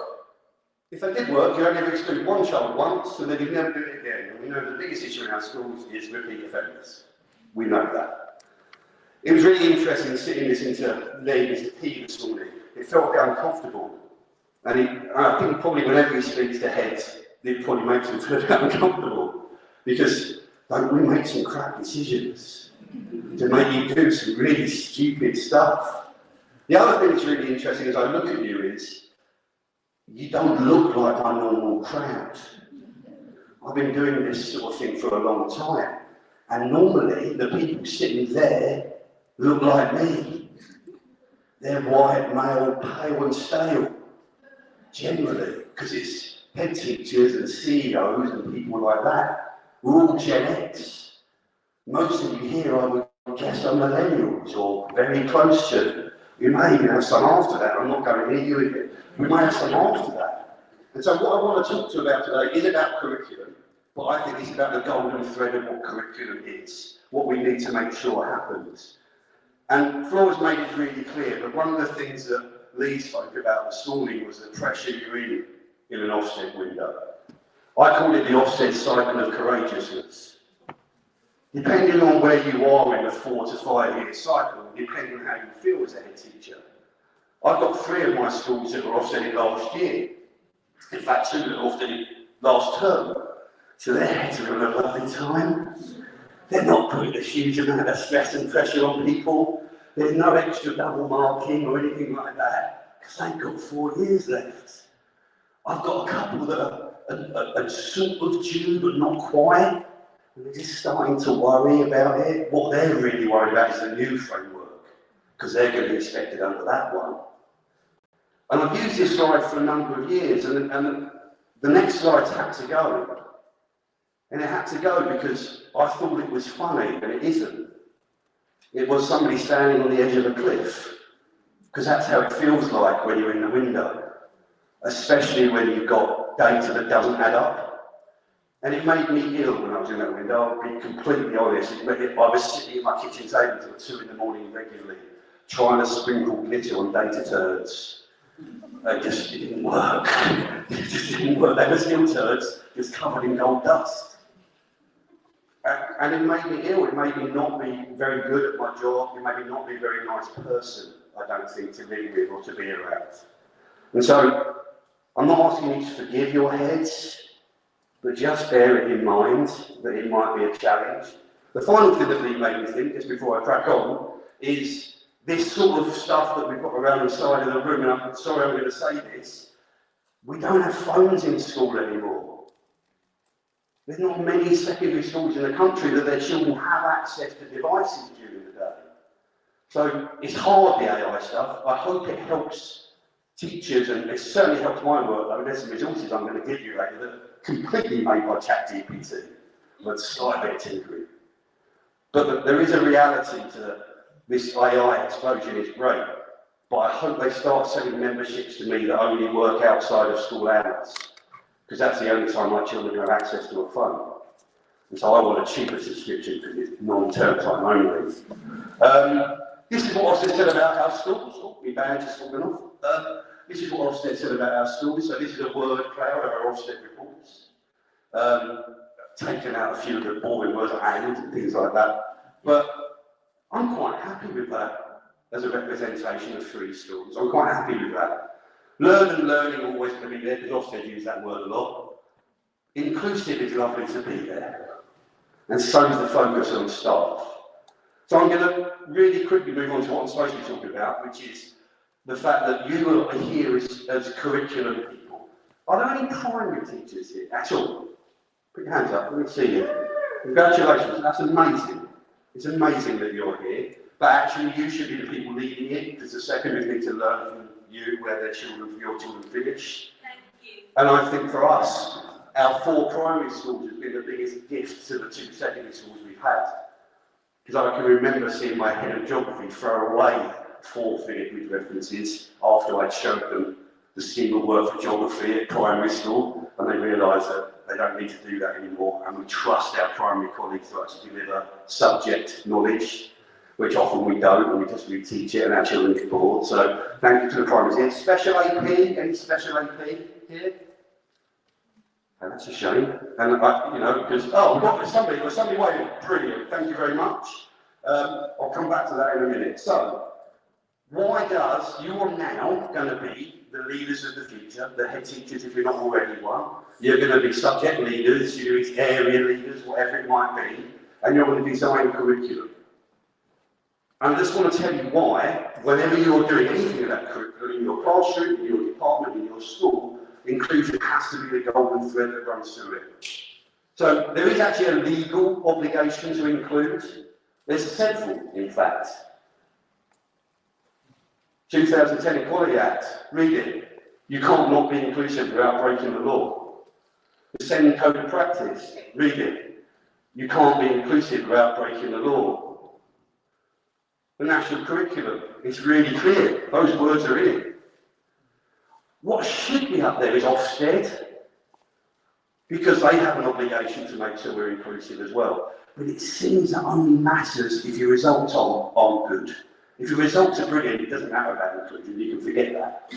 So that's where it breaks down, sadly. There are others, 2014 Children's Act, there are lots of other things, but actually it's a legal responsibility to be inclusive, so please do that. There's obviously lots of educational rationale why it works. Okay? There's research out there, I'm not quoting it. If you can't use Google yet, ask a 12-year-old, they'll tell you. An inclusive curriculum improves engagement and motivation. It makes things relevant. It makes things relevant. And let's be honest, when I look at something and I can relate to it, it hits harder. I understand more. Hearing Flora talk certainly hits home because I've been there. Engagement and motivation, relevancy. Well, actually, that's so vital for us. Perspective. Being able to think critically how somebody else may perceive the same bit of information. Well, that only works if you've got an inclusive curriculum that gives different perspectives. I wonder what it feels like to be a child of colour reading of Mice and Men and the role of crooks. It fits, I'll tell you what it does, it hits differently.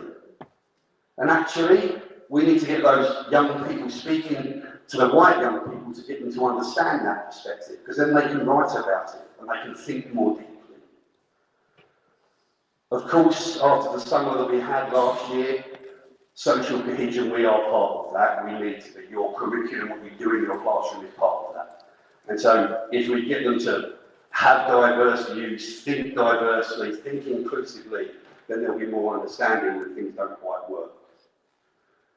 And our job is about outcomes. I'm not going to stand here and go, it doesn't matter, just make sure they're happy, it doesn't matter if they do exam results. Because as John Thompson says, the quickest way out of the ghetto is 5 good GCSEs. So that is part of being inclusive. All children, all does a lot of heavy lifting when it comes to inclusion. Of course there's a moral imperative. We are public servants. We serve a community. All of it. Every single one of them. Now, you don't have some of that control. If you're not the head or you're not the CEO or whatever is in charge of your school, then you're relying on them sometimes for that messaging. But I'll come back to that in a little while. So what does it look like?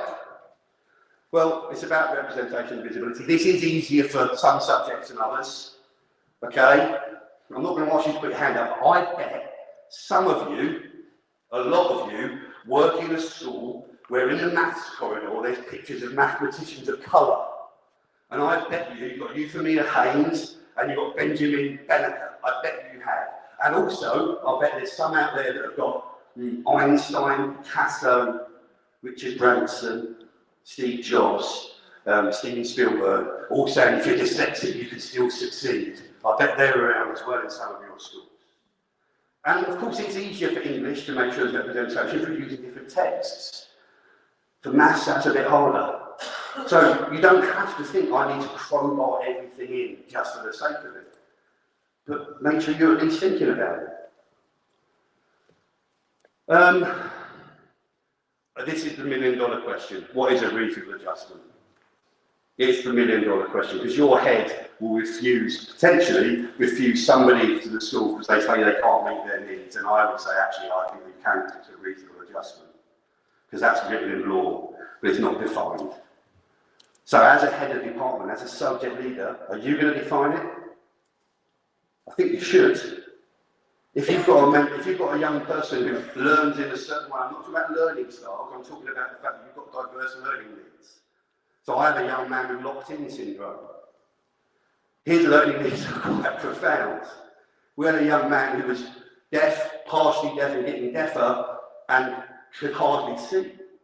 But his family chose to send him to our school from the local community. So we managed that. We had staff grading their work before lessons. Eventually, his family said, we know he can get his learning needs better met somewhere else, but thank you for trying. And that was important. Inclusion is not fluffy beanbags and comfortable chairs. It is not the easy choice. It's the hard choice. You have to make the hard choices with your curriculum. When Educating Essex was on, we had a few people online, I'm not going to say who they were, quite prominent people online, talking about how lax we were, how slack things were, and how children shouldn't behave like that. And I think they shouldn't behave like that, but they do. And so I invited all of them in. John Bald is one, Conservative Home contributor, languages teacher. You may have come across him. He wrote something fairly scathing. John, come in. Come in. Don't take your judgment based on 7 hours and 47 minutes out of 15,000 hours of footage shot, which is what he did. And he came in and guess what we saw? Well, quiet classrooms.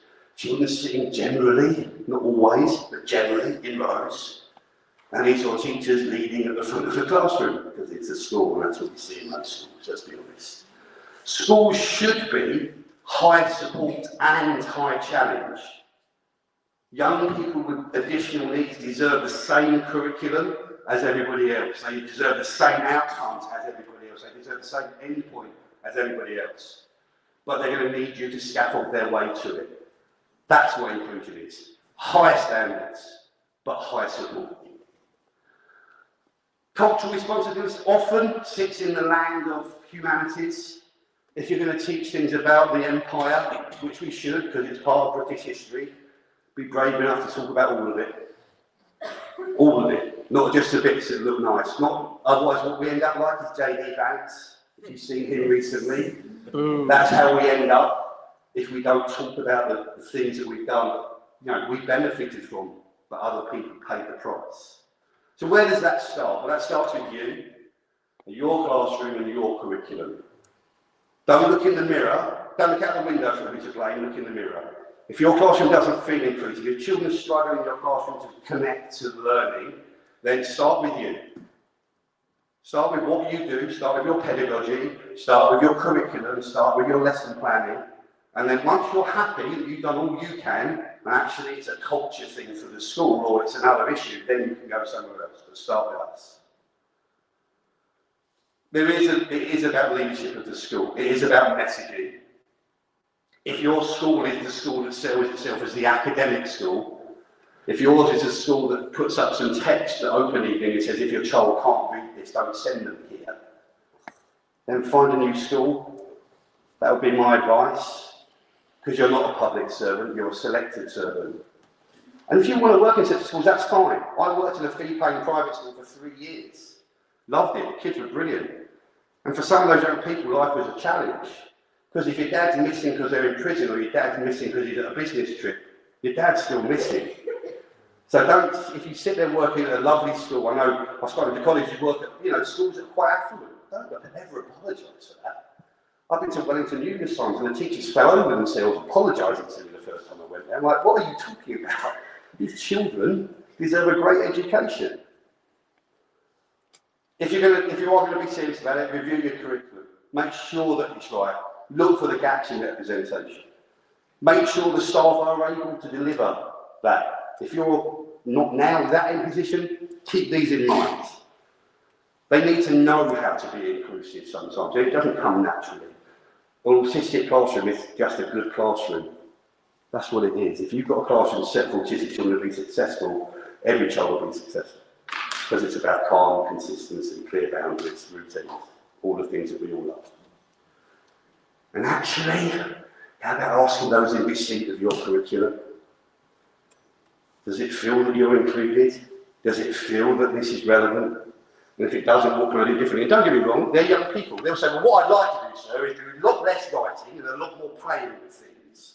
And you've got to be realistic about that, of course, because they've got to pass an exam. So, key actions, really quickly. Audit your curriculum. Make sure it is what you think it is. Make sure your staff you're working with know how to be inclusive. It doesn't come easily. Assess, I hate that cartoon of, if you ask all animals to pass the same test, there's a picture of an elephant and a fish and there's a tree, and the monkey's at the top and the other two aren't doing so well. I hate that. Because the reality is they are generally going to sit the same exam at the end. They are generally going to be the same. They might have a bit longer, they might have a computer, but they're going to have the same exam. So we have to get our fish and our elephant to climb the tree sometimes. We do. But there's a reality that in getting there, maybe we can do things differently. And if we know that child's going to have their adaptation to year 11 because of their needs, then where are they in year 7? Helping them learn how to manage those adaptations. 5 minutes. Yeah, I'll be quicker than that, I promise. And then actually ask the parents, the carers, the students, what does it feel like to be in a history class at your school, the geography class, the science class? Is it something you can engage with? If they say, well, to be honest, sir, it's just bare long, is what they say in Harlow, which means really boring. Bare long, sir. Okay, I get that. It is boring, if you think so. However, these are the reasons, this is the rationale, this is why it's relevant. Maybe rethink of it a different way, challenge those perceptions. And then the data does matter. Believe me, as a head teacher, I wish I could say to all of my academic department, listen, what? Forget about the exams, forget about outcomes, and just do what you want. Because it isn't going to work, because we'll end up in a category very quickly, and then we'll have no choice. We'll have no lead. We'll have somebody else telling us what to do, and we don't want that. So, a great curriculum is not just about the content delivered in your classrooms, it's about everything in your school. It's about the culture. How do you contribute to that culture? It has to be the golden thread that goes through all of the curriculum that we do. What happens in your classroom every day. If in your classroom you are saying to somebody, well, today our assessment is going to be a presentation, and my young man with locked-in syndrome just looks at you. To be fair, that's what he's limited to most of the time. He uses eye gaze technology. So that assessment for him is not going to work. To find a different one. It is about you being proactive, making choices, because it is a balance. You have to give these young people outcomes. You do. But you also have to make sure they're supported to get there. And that's where that's a choice.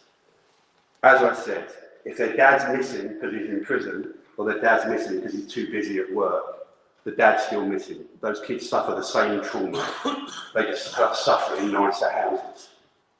It's that simple. So, to finish, the children are always the best example. So I'm going to finish with a video, 3 tiny videos. They are of a whole school assembly at Parsons. If you follow me on Twitter, you may have seen them pinned at the start of my Twitter profile.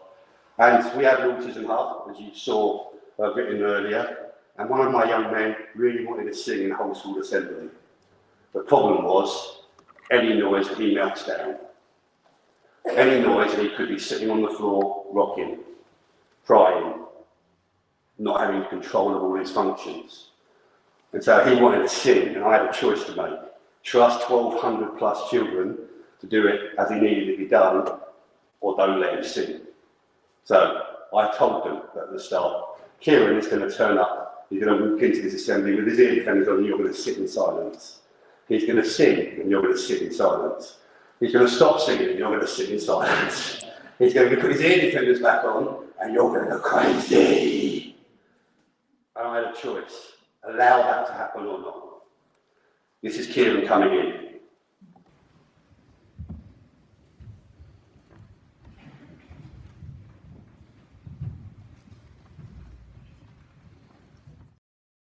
Performance.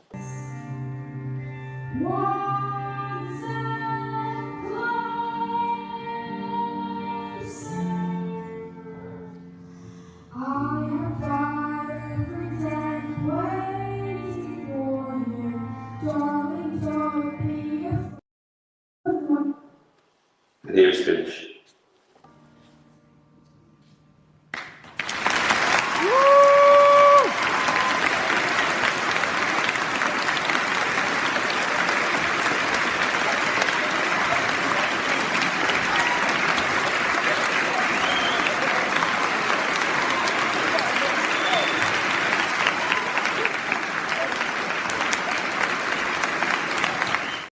I love him every day, and I cry most days. I blame Dad, thank you, Dad. Remember, you're in control of your classroom. Use the systems and the processes your school have got set up to help you make your classroom the best it can be.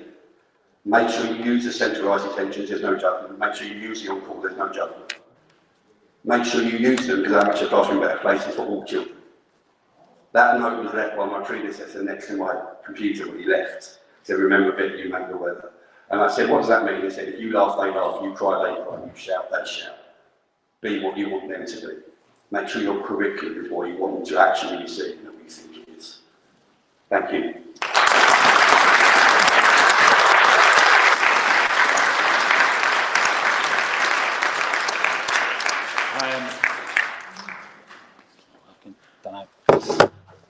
I'll just shout. Amazing. Jesus.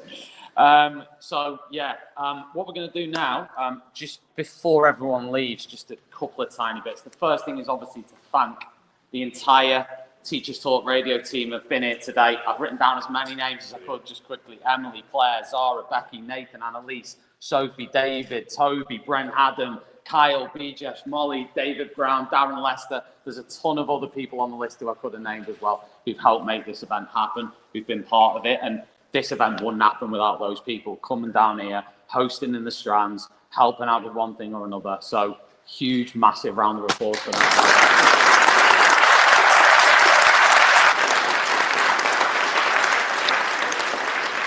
And Chris Giles as well put a suit on to come down here as well. So come on, give him credit from CTR. The other thing is obviously huge thanks to the sponsors, OUP, Carousel, everybody else who supported the event today. Wouldn't happen, wouldn't be free without them. All the deposits that are on that list will be repaid to people in the next 4 or 5 days. So look out for that. And the other thing is, I think Emily's been around with a little card. So if anybody's got time and they've got it, then if you can write just any feedback you've got, any sort of comments, anything that you can take away from today, it could be any thoughts you've got, just leave it on the table and we'll come around and collect that up. But I will send out a survey or something anyway online. But if you've got time to write something, fantastic, because that's nice just to be able to take away if you've had any positives from today.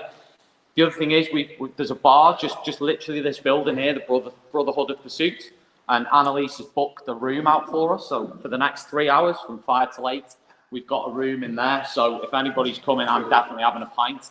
My mate, who I've grown up with here as well, Matt, who's also a teacher as well. We wouldn't have thought either of us would be teachers when we were growing up, but there we are. But we've got we're going to go to that bar there. So obviously everybody's welcome till whenever. It'll probably go on for a long, long time. So it'd be great to see everyone. Even if you're getting a train at 6, just pop in for a drink. If there's not space, there's just loads of areas in there for everybody to go. So I think we'll hopefully run this event again. Everyone in here is part of this. So it's amazing everyone's taking the time to come down and actually get involved and actually be part of this. So just a massive thanks. And the speakers just giving up the time, coming down, doing amazing talks. Like I've been in here, I haven't been in the sessions. Everything's been live streamed, or most things have. You can access that for free on the Teachers Talk Radio website. Annalise?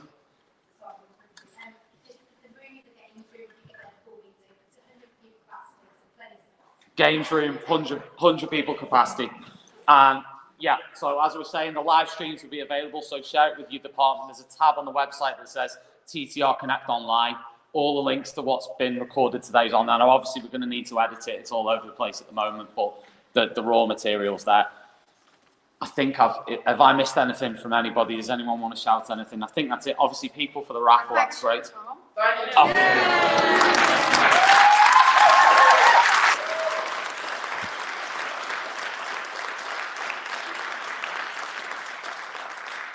Obviously, the raffle's here. If everybody can try as well to clear as much of what you think might be rubbish off these tables as possible, that would be brilliant. I'll see you in a bit if you're coming. I'm sorry I can't go to the pub. My train leaves in 23 minutes. Have a great night, all right? Vic, thank you so much. Is that all right? Amazing. Vic? I was going to walk. Yeah. Hello. What would you like? Yeah. Oh, hold on. I made it in 10 minutes. I'll come round and finish. Okay, I will. You be careful. I will move. Yeah,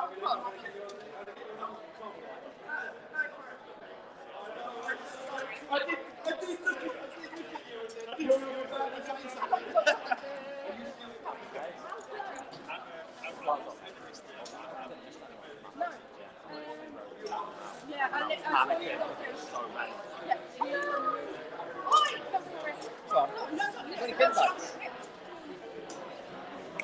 Try and go to the reception and see if they can like bring us in. Right, okay, that one for you. Cheers, mate. Oh, let's end this, let's end this. Hold on, sorry. There you go, go on.